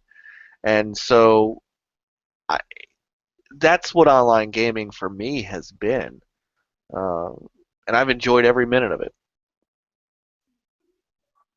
So That's a good time though. it is. I was waiting for Jen to get rid of the other day, and I was playing Slayer. I suck at this game. But I posted on Twitter actually. At a round where I think I got like 12 kills and died 16 times. That's good for me. I was second on my team, so Nice. I'm happy about that. Nice. So yeah, no, I just enjoy it. All right. So in my quest to keep this under 2 hours, I believe I don't have anything else. There's really nothing. I mean, it really has been a slow week except for these couple of things. So unless you guys have anything else you want to bring up, I think we can wrap it up for the week. Yeah, I have nothing else to say. I don't think I do either. Yeah. Did you get anything from the sale, by the way, outside of Trackmania. That's it? Trackmania. Well, as soon as I can, I'm gonna be buying Red Dead Okay. for $7.49. Oh yeah, you're having problems with that. So, there was one question that, hang on, De Niro, who, by the way, along with Jay Williams, Graphic God, if you need graphic work done, these guys, man, De Niro's done some Like, unbelievable work. Like the stuff he's doing for Enrique over at Basement Radio Arcade, man, was like jaw dropping. And of course, you guys all have seen and know how I feel about Jay Williams and what he's done for Next Level Gaming with our new logos and just changing the way the site, the YouTube channel looks, and changing our branding. These guys are god tier. Matt, who did yours? I didn't mean to cut you off, Mike. I'm just curious No. because I know Matt, you have one too. that was Jay. Jay did my picture, and De Niro did my background for the Gamersation podcast when I had it going, and I was doing some stuff. But I mean, like, I am thinking about doing it again. So, because I mean, I didn't make them do it for nothing. So. Yeah. These are good guys, and De Niro's, I mean, like I said, his work is just jaw-dropping. So, these are the guys you want to go to if you need work done, if you need graphic work done, no doubt. So anyway, De Niro asked, am I excited, since he saw my Sonic shirt, am I excited for a new Sonic game? There's rumbling that there will be one announced at Sonic's birthday party, July 22nd, and coming out in 2017. So I will answer it this way. It's going to depend on what Sonic we get. if we can get my two favorite Sonic games of all time are Sonic CD for the Sega CD and Sonic Sonic Adventure. Spinball. Oh. I like Sonic Spinball. That was a great game. Sonic. Let me tell you, another great game was Sonic 3D Blast. Yes. You look like you were about to say that too, weren't you? I was. That was such an underrated game that I thoroughly enjoyed. I thoroughly enjoyed that. I had the Saturn version. Which version did you have?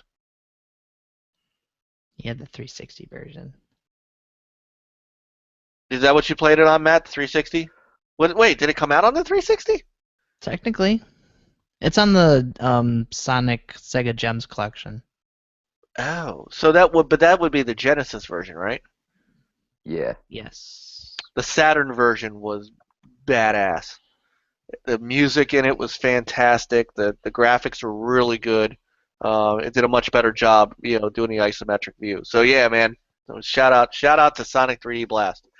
But my two favorites are Sonic CD and Sonic Adventure for the Dreamcast.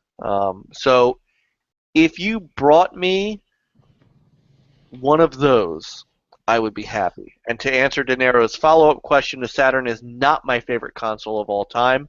However, I love my Saturn. Is it still back there? No. You know why it's not back there? Because it's hooked up to my TV because I play it. My favorite console will always be the Sega Dreamcast. It's a great system. I love it. It really is. My Saturn, now that's my Japanese Dreamcast. My American Dreamcast is also hooked up. If anybody, shameless plug, sorry, if anybody has not seen it yet and you wish to know how to hook your Dreamcast up to your HDTV without using the crappy composite cables, if you want to get that sweet 480p VGA signal, there is a video on our channel called Hooking Your Sega Dreamcast Up to Your HDTV. I suggest you watch it. If you want to, and if you don't know anything about the Dreamcast, I give a little bit of a Dreamcast kind of a little retrospective on it first, but then I show you and link the tools that you need. Basically, it's a VGA cable and then a VGA to HDMI converter, and that's how you do it. And so my US Dreamcast is hooked up.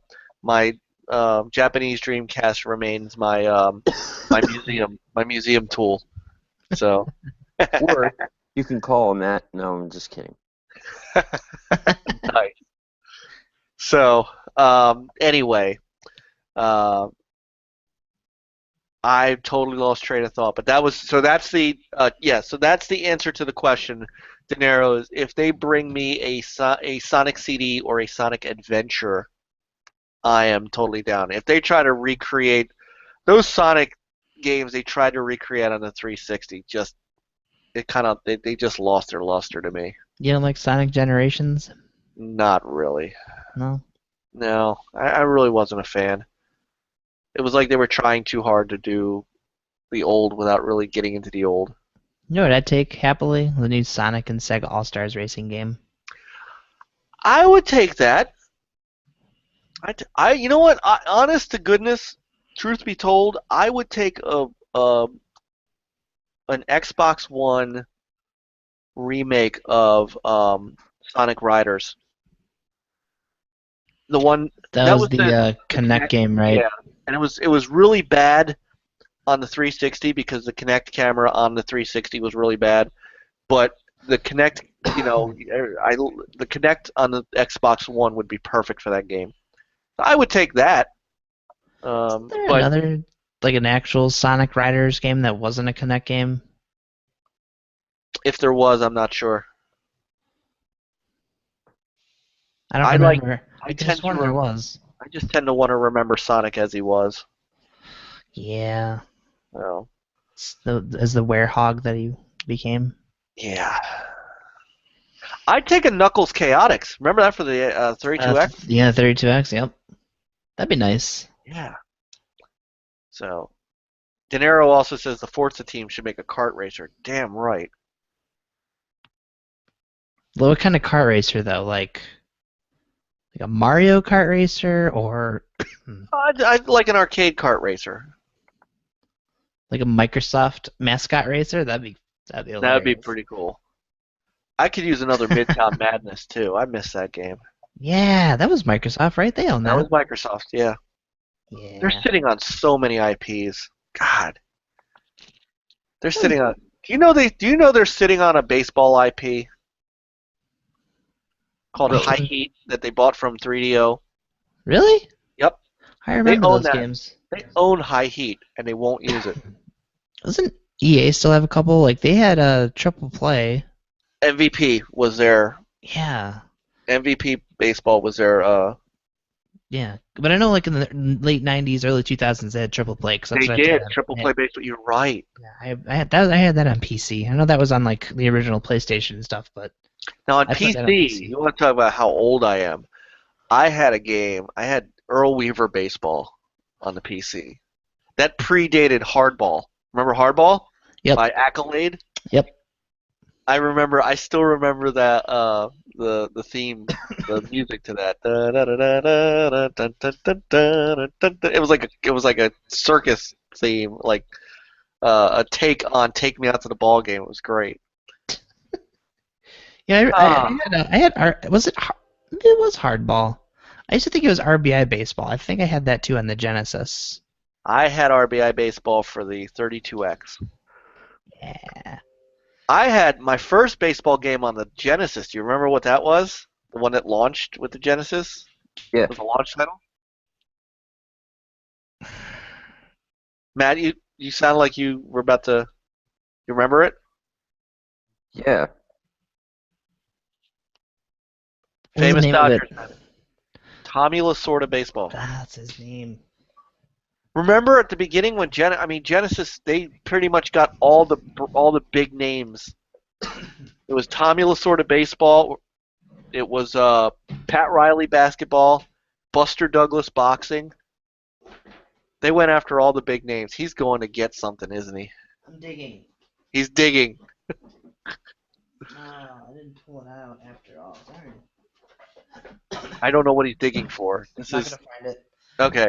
I was cleaning out my closet last week to make room for more junk, and I have my Earthworm Jim poster from the Genesis the game.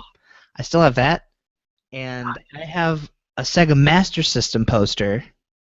You know, that came with some of the games, and it has like a chart that has all these titles coming out for it. Are I these thought I had full-size it. posters like the ones you sent me? No, these are ones that they stuffed in the cases. Oh, okay. Back in the day. Gotcha. I'd kill for an Earthworm Jim poster full size. I want to get that thing framed. Yeah, you should. One of By these the way, I days. love the posters that you sent me. The Doom poster and the Uncharted. Before. Yes, they are on my wall. They are wonderful. They look nice. I saw your pictures of them. They look great. I took that I was digging. I had to trim down the Doom one because it was bigger than a standard frame. Really? But you can't tell. Beastfire said Atari baseball. You had 3 fielders. I remember that. And I remember because I had an Intellivision because I was a trendsetter. And so I remember all the George Plimpton commercials, and I remember the baseball commercial where like back in the day. This is how funny. This is how far back company console wars went. When you hired George Plimpton to go on TV and say, here's Atari's baseball. Doesn't look like baseball at all. And here's Intellivision baseball. So. Someone said in the chat, Andy said GoldenEye on Xbox One would be awesome. Don't say that. Yeah, that Don't really say would. that. No, because there's a problem with that. They remade GoldenEye. Do you remember this? Oh, yeah. Don't say this, because then someone from Activision would be like, "Ooh, we can make that backwards compatible." Don't, no. I don't think they've made anything. Black Ops they've made backwards compatible. You know what's kind of upsetting to me is I bought the Hitman games in the sale, and I could have sworn forever ago that the Absolution was backwards compatible. And I buy it, and it's not. So I'm looking online like, was I crazy? Did they not announce this? Back in February, like late February, they announced Hitman Absolution will be backwards compatible. It's July right now, and it's still not backwards compatible. Dude, Criterion said that Burnout Paradise or Burnout, one of the Burnouts would be, and it's not. So. Well, yeah, and Ed Boon said the same about Injustice. Yep, and it's not. I think Injustice is going to come when Injustice 2 comes out. I guess. Why wait? Just do it now. I don't know. Do it now. Crazy. I don't know. I don't know. All right, guys. So before we wrap up, other than Doom, Frankie, what you been playing? Trackmania Turbo. It's a fun time. I'm gonna get started on that. I was actually playing that while we were recording the podcast. Bender and I play stuff while we record the podcast because we're terrible people. So I was laughing because we were talking after the show, and Bender's like, one of these days while we're podcasting, I'm just gonna be like, yes, and he's gonna be like, it's because I platinum Peggle too. But yeah, I started playing Trackmania last night, which is a lot of fun. I'm glad I picked that game up. It's another one I opted to buy on disc because it was slightly cheaper than the sale price, which, whatever, man. I know. I still pay a couple of dollars for the convenience, but I got you. I understand. It is, and that's the other part that frustrated me was, I finished installing Doom, and I go to launch the game, and then it has to download the update. Whereas if you have it digitally, it just downloads the update for you. You don't got to worry about this crap. But now it's like, oh, you got to pop the disc in, and then hit play. And, oh, hey, by the way, there's an update. Drives me nuts. But other than that, what else? There was another game I was gonna start up again. Oh yeah, the Banner Saga. Oh yeah. Yeah, I picked up the first one on Xbox. I played through the first one on PlayStation. We ended up getting a review copy, so I played it on there. So I'm gonna pick up the Banner Saga 2 there. Like I mentioned before, there's kind of a couple significant events that happened in the first game that if you play this game, I think the opening you get like a recap of the events of the first game, and you can make choices in there. It's not going to impact you as much as if you just played the first game and had the experience and kind of grew to see like the story of these characters. But I kind of want to see the differences because I was told that the Banner Saga 2, depending on certain things that you chose in the first game, impact how characters are in the second game. That's so cool. I want to see with PlayStation, I made this choice. Xbox, I'm going to make a couple different choices, and run through 2 on there with those choices and try and play both of them. I don't know when I'm going to ever do this, of course, but dude, the Banner Saga is a great time, and I hate strategy games. I can never get into them, but man, that is a fantastic game. Awesome. All right. Matt, what are you playing this week? What have you been playing? Other than Overwatch, which is all I see you play. Other than Overwatch, I'm definitely thinking about getting up to 30,000 gamer score. I definitely want to hit that 30K. So I'll probably be playing a lot of games that you might not expect me playing besides Overwatch. All right. But you've been basically playing Overwatch all week, right? Yeah, pretty much. I can't seem to get my hands off of it for some reason. I mean, it's such an amazing game. Sounds terrible. Sounds like Dark Souls. Yeah. I played Bloodborne and lost my profile, and I never turned back to it. Huh. Oh, did you lose your save? Yep. Oh, man. Because I let my cousin use my console. Never again. That's mistake number Never one. Again. I lose save games for no apparent reason. I lost that Sherlock Holmes save game, and I was mad. Did you ever go back to Quantum Break?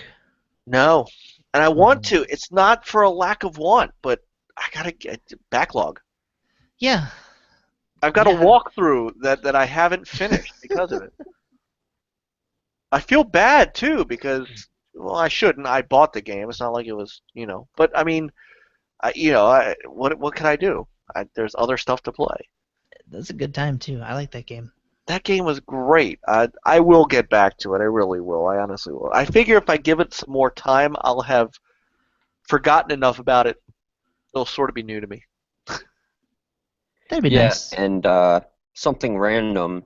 I'm getting my tooth pulled tomorrow, one of my teeth, because I've had an abscessed tooth the whole entire week, and I've been taking antibiotics for it, Oh and yeah, you were telling I've us. I've been in a lot of pain. I've been in and out of the hospital because I was screaming, and they didn't Yeah. know what it was, and then I went to the dentist, and they're like, "Oh, you have an abscessed tooth." I'm like, "Oh, I wonder what that means." And they're like, it's kind of like, uh, it's It's kind an of like, infection. It's a tooth infection.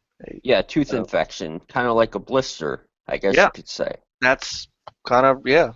So yeah, man. So hopefully all goes well and you'll be back in good spirits next week. Yeah, hopefully I won't have to take that stuff anymore. But other than that, I feel amazing right now compared to last week. Awesome. And you That's have your good. laptop back. Yeah, and I got my laptop back. They said 2 to 4 weeks. I got it within a week and a half, so I was happy about that. Yeah. Nice. Considering I know Lenovo and I'm not, I'm surprised. So now we just have to work. Now we just have to work on figuring out how to get your camera onto full resolution. So, all right. Yep. So for me, God, it's been a busy week. Inside, I've played inside. I've run some Halo Firefight with the boys, Rocket League, and then I've got to finish up my Blues and Bullets so I can get done that. Yeah, I know. What are you Lots and doing? lots. What are you doing? Finish it. I know. But then I got Star Trek Mania. Yeah, you So do. I want to do something with that, like like a community, like people build tracks and we can stream us playing on them or something. I don't know. absolutely. We can figure that out. So, but all right. So for those who did not get into the chat room or did not catch the beginning of our pod, sorry, I am going to repeat the news that we had earlier in the podcast. Next Sunday, the 17th, we will be joined by Christian Allen of Sorellen, who has a very storied past as a game developer for the great stuff like Ghost Recon and actually Rainbow Six Athena Sword, Ghost Recon, Halo Reach as part of his Bungie, and now as an independent developer. He will be joining us next week to talk games, talk past, present, and future, and what's going on with him. And should be a great time. And that's actually just the beginning. I can't announce anything yet because I'm still shoring some stuff up. But we have some good guests that once I get everything confirmed, we'll have some fun with. So everybody in the chat room, thank you guys so much. I love those. I love you guys to death. You guys all know that. Everybody who hung out with us tonight, Frankie and Matt, this is awesome. Had a really good time tonight with you guys. Same. Yeah, it's always good, and I like that we're shoring things up a bit. And we may add a fourth person. We're waiting on him to. I'm not announcing anything just yet. I'm waiting for him to get his collective stuff together that he's got to get together, and then we may be expanding yet again. So I'm really pleased with where we're going. So if, of course, you have not already, as you've seen from Frankie's underneath his gamer stuff underneath, he is also part of Short Pause Gaming, and Short Pause is close to a sister podcast that we have. They are shortpause.com. They do great streaming with us, and they do some of their own good stuff. The Thursday night. Oh yeah. Yeah, talk about that for a second, Yeah. real quick. So one of the dudes on our site, Ben Boyce, he does the Thursday Night Indie Spotlight. He's one of the guys who only has a PlayStation, so he's typically playing stuff on there. Um, he'll pick out an indie game any given week, and Thursday night he'll play it for about an hour, see what it's all about. That's his. He started doing that this year, which actually has been really cool. There's a lot of stuff he did on there that I ended up buying, even that I wasn't sure I was interested in. But after watching him fumble through some of these games, I'm like, all right, yeah, I get behind that. Other than that, we have a podcast. We don't have it on YouTube. It is on SoundCloud, iTunes, TuneIn Radio. And there's also an app called Wave. That's WAVVE. If you go on there, we have questions, or if you listen to our podcast, you can go there, and any comments you have, any questions, if you don't want to send us an email, you can leave a voice message on there, and we can actually implement it into the podcast. So if you guys want to interact with us, if you decide to check our show out, you can do that, and kind of get your voice heard that way. So that's pretty much what we do. We do have a YouTube channel as well, the Short Pause, but it's mostly Halo streams with Mike, and I think Ben's Indie Spotlight shows get over there, and Brent Bender and I usually do a Battleborn stream on Monday nights called the Solos Chronicles. So there's that as well. So Awesome. That's us in a nutshell. Awesome. So I just found out that Joe and the boys are going to be doing an after hours. They've got the after party Twitch coming on right after we get done. They're going to be streaming some GTA 5. Oh wow, awesome. Yeah. So the after party doesn't stop when the podcast ends. Head over to our Twitch stream now. If you're listening to us after the fact, obviously you're not going to be able to catch it live, but we're going to be doing a lot more streaming on the Twitch channel thanks to Drake and the boys and myself. And if anybody is interested, I am looking for PlayStation streamers as well. Most of us are doing Xbox streaming simply because it's the easiest for us to do, but I know there's a lot of people out there that stream PS4. If you are interested and you want to create some content but just don't want the hassle of dealing with your own channel, find me on Twitter at StingerNLG. Send me a message. Hit me up in the comment section of this video. I would love to talk to you. As you can see from the other videos that are on our YouTube channel, we produce them the same. I do all the production for that, and would be happy to help you out, and you'd be helping us out too.